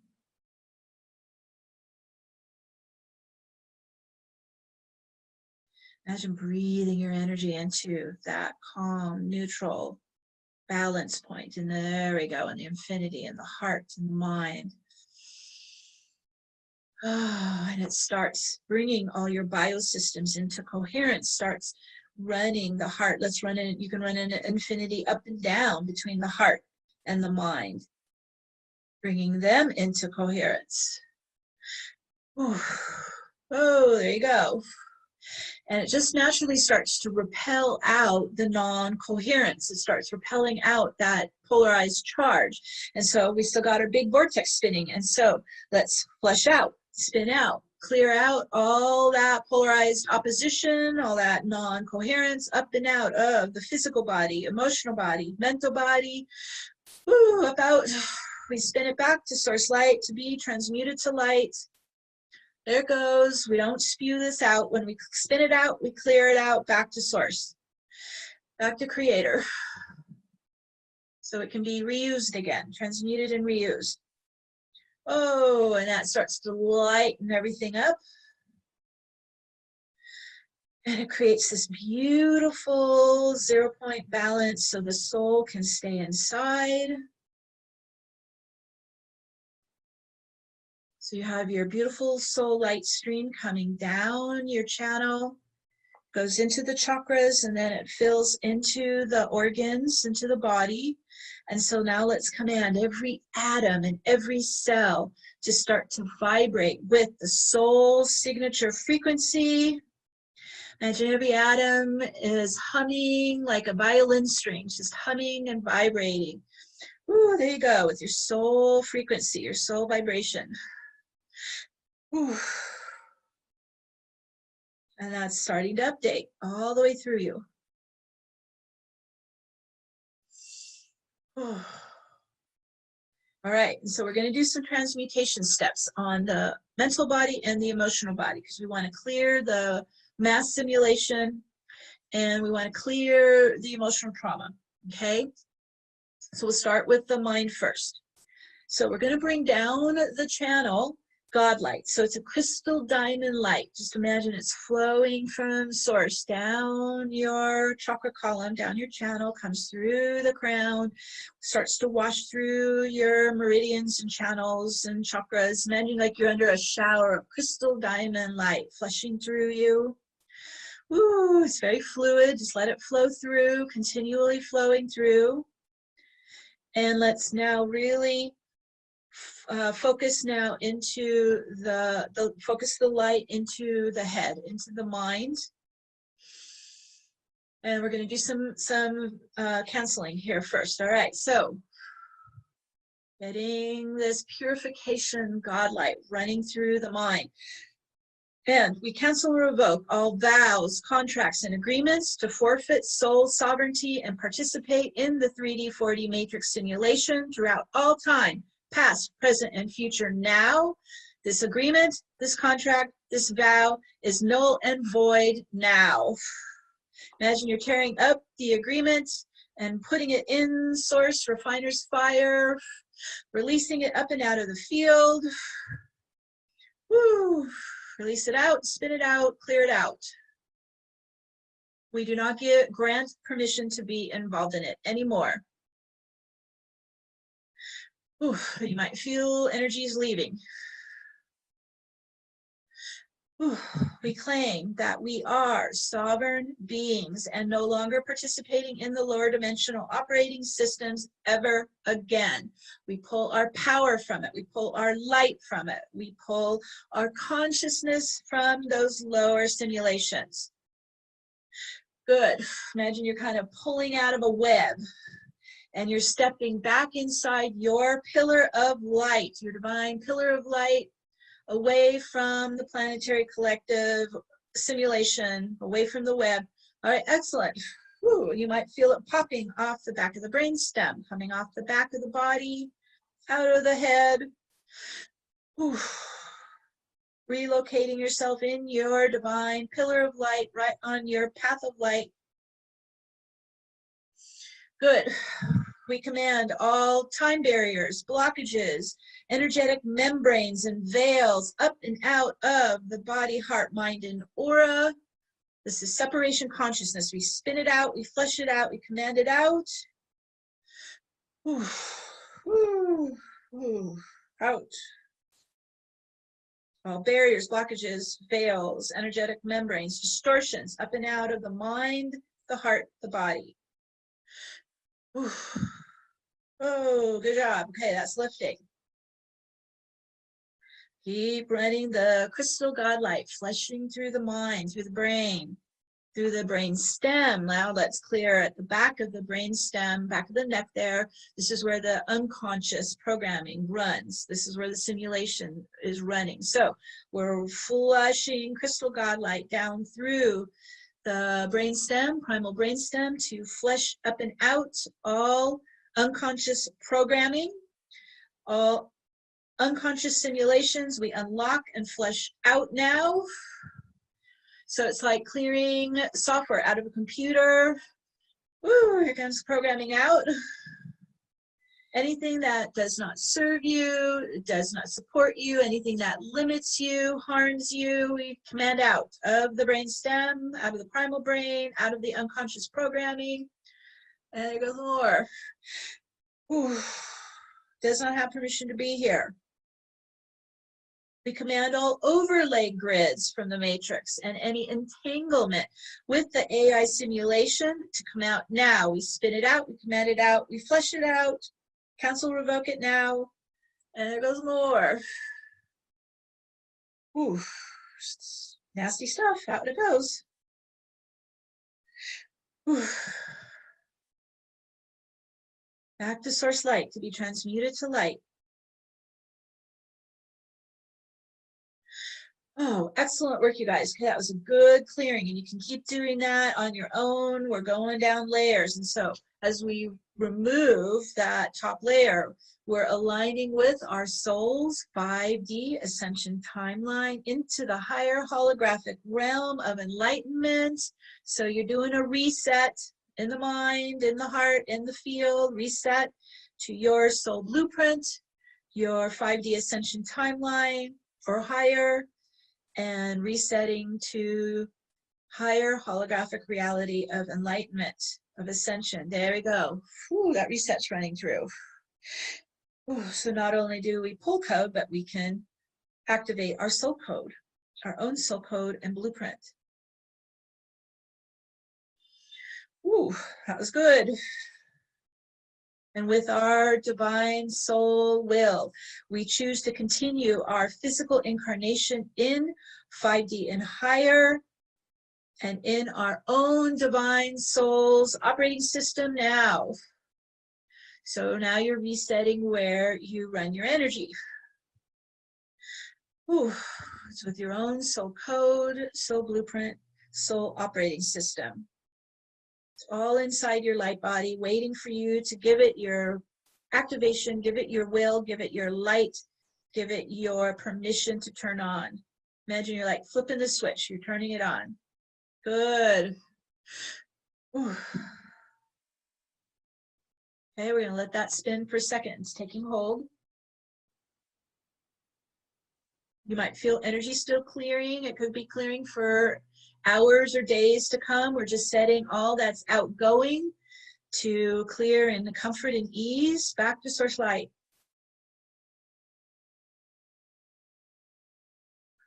Okay, that's the mind. Now we're going to work on the heart. So that was the mental body. Now we're working on the emotional body.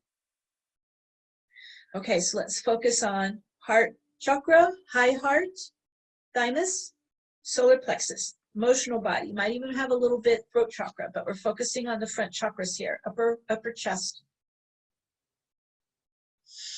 Bring the crystal God light down, flooding into the emotional body, into the solar plexus, heart, thymus, high heart, throat. Just let it flood in there. Whew. The light helps lift this out. So we're using the momentum of the light to command all emotional trauma and pain and suffering and grief to lift up and out now of the front chakras. We spin it out, we flesh it out, command it out. Woo! And it's just heaviness lifting off. We release it back up into source light to be transmuted to light. Whew. So going into top layer, lifting out. grief and sadness and rage, just lifting the emotional trauma out. Ooh, pain and suffering. Ooh, there's another layer. Back to source light. You're giving your body permission to just let it go. Doesn't have to hold on to it any longer. Ooh. We're freeing our heart of the past grief and suffering from this earlier life or other timelines, other past lives. You're lightening up your heart. This is like you're lifting that compression off. You're lifting the density off. You're lifting the trauma off. There goes another layer. Good. And it's allowing the heart to actually start to open and breathe and expand. And let's bring more of your soul light into that heart. Bring more of your soul love into the heart as you're clearing it, you're opening it, you're expanding it so more love, healing, and compassion can come in and fill into your heart. Ooh. Okay. Excellent.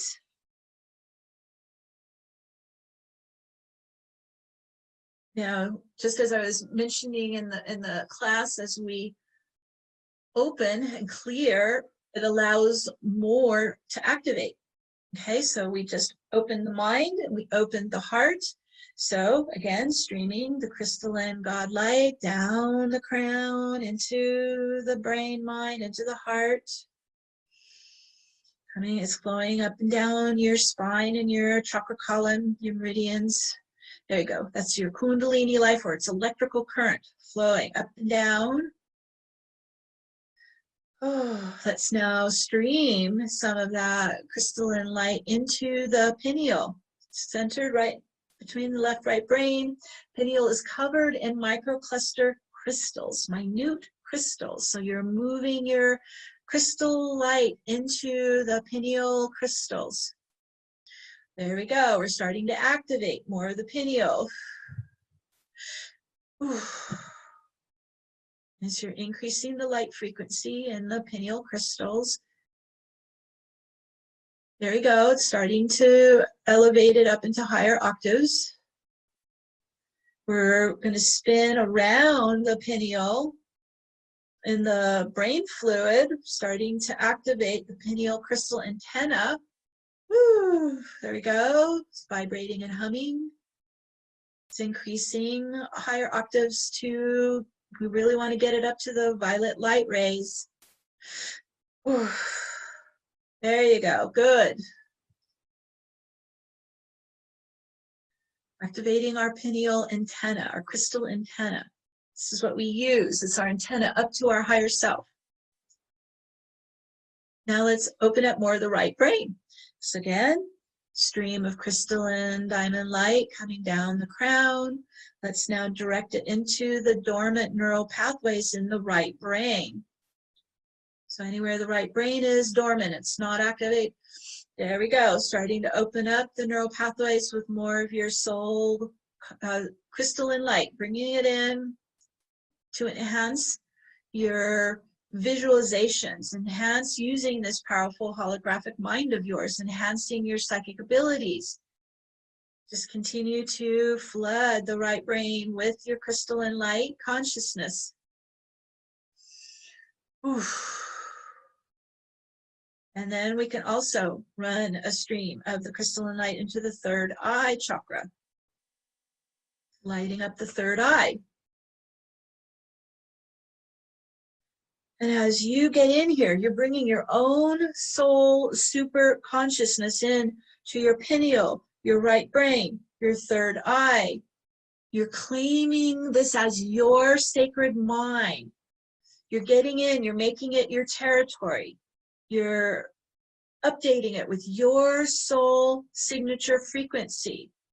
So it's just imagine you're claiming this as my sovereign mind, my private sacred mind, and we set that into motion. And so it is. Whew. And we're going to do the same with now the emotional body and the heart. So as we're getting into our mind and we're claiming it back as ours and we're running our own, super light consciousness into our mental body, into our pineal, our right brain, our third eye. Let's now again do the same with the heart, dropping your soul light down into your heart chakra. Heart's the gateway to the fifth dimension. So deep breath, breathing, soul light, filling into the heart center.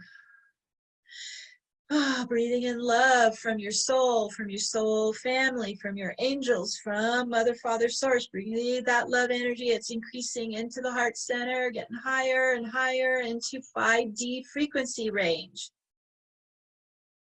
You can use the vortex spin to spiral up higher if you need to. In the heart.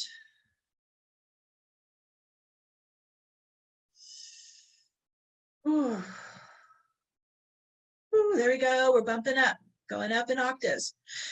Spinning faster, beating faster, frequencies higher, love frequencies in the heart.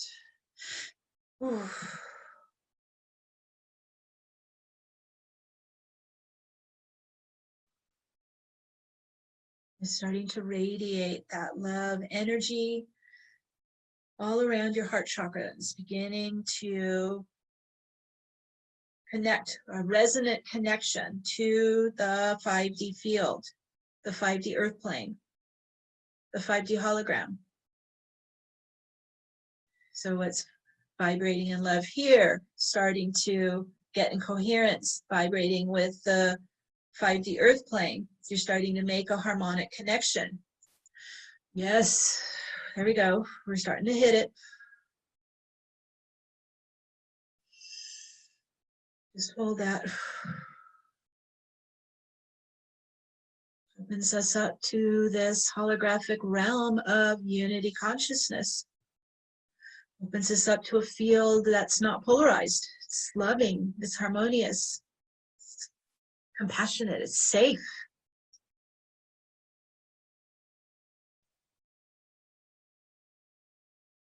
And using your higher mind, your right brain, you can imagine, visualize, set your intention to make this 5D holographic plane your new home base, your new home. That's it. Let that run through you. Envision yourself living in this beautiful 5D earth plane.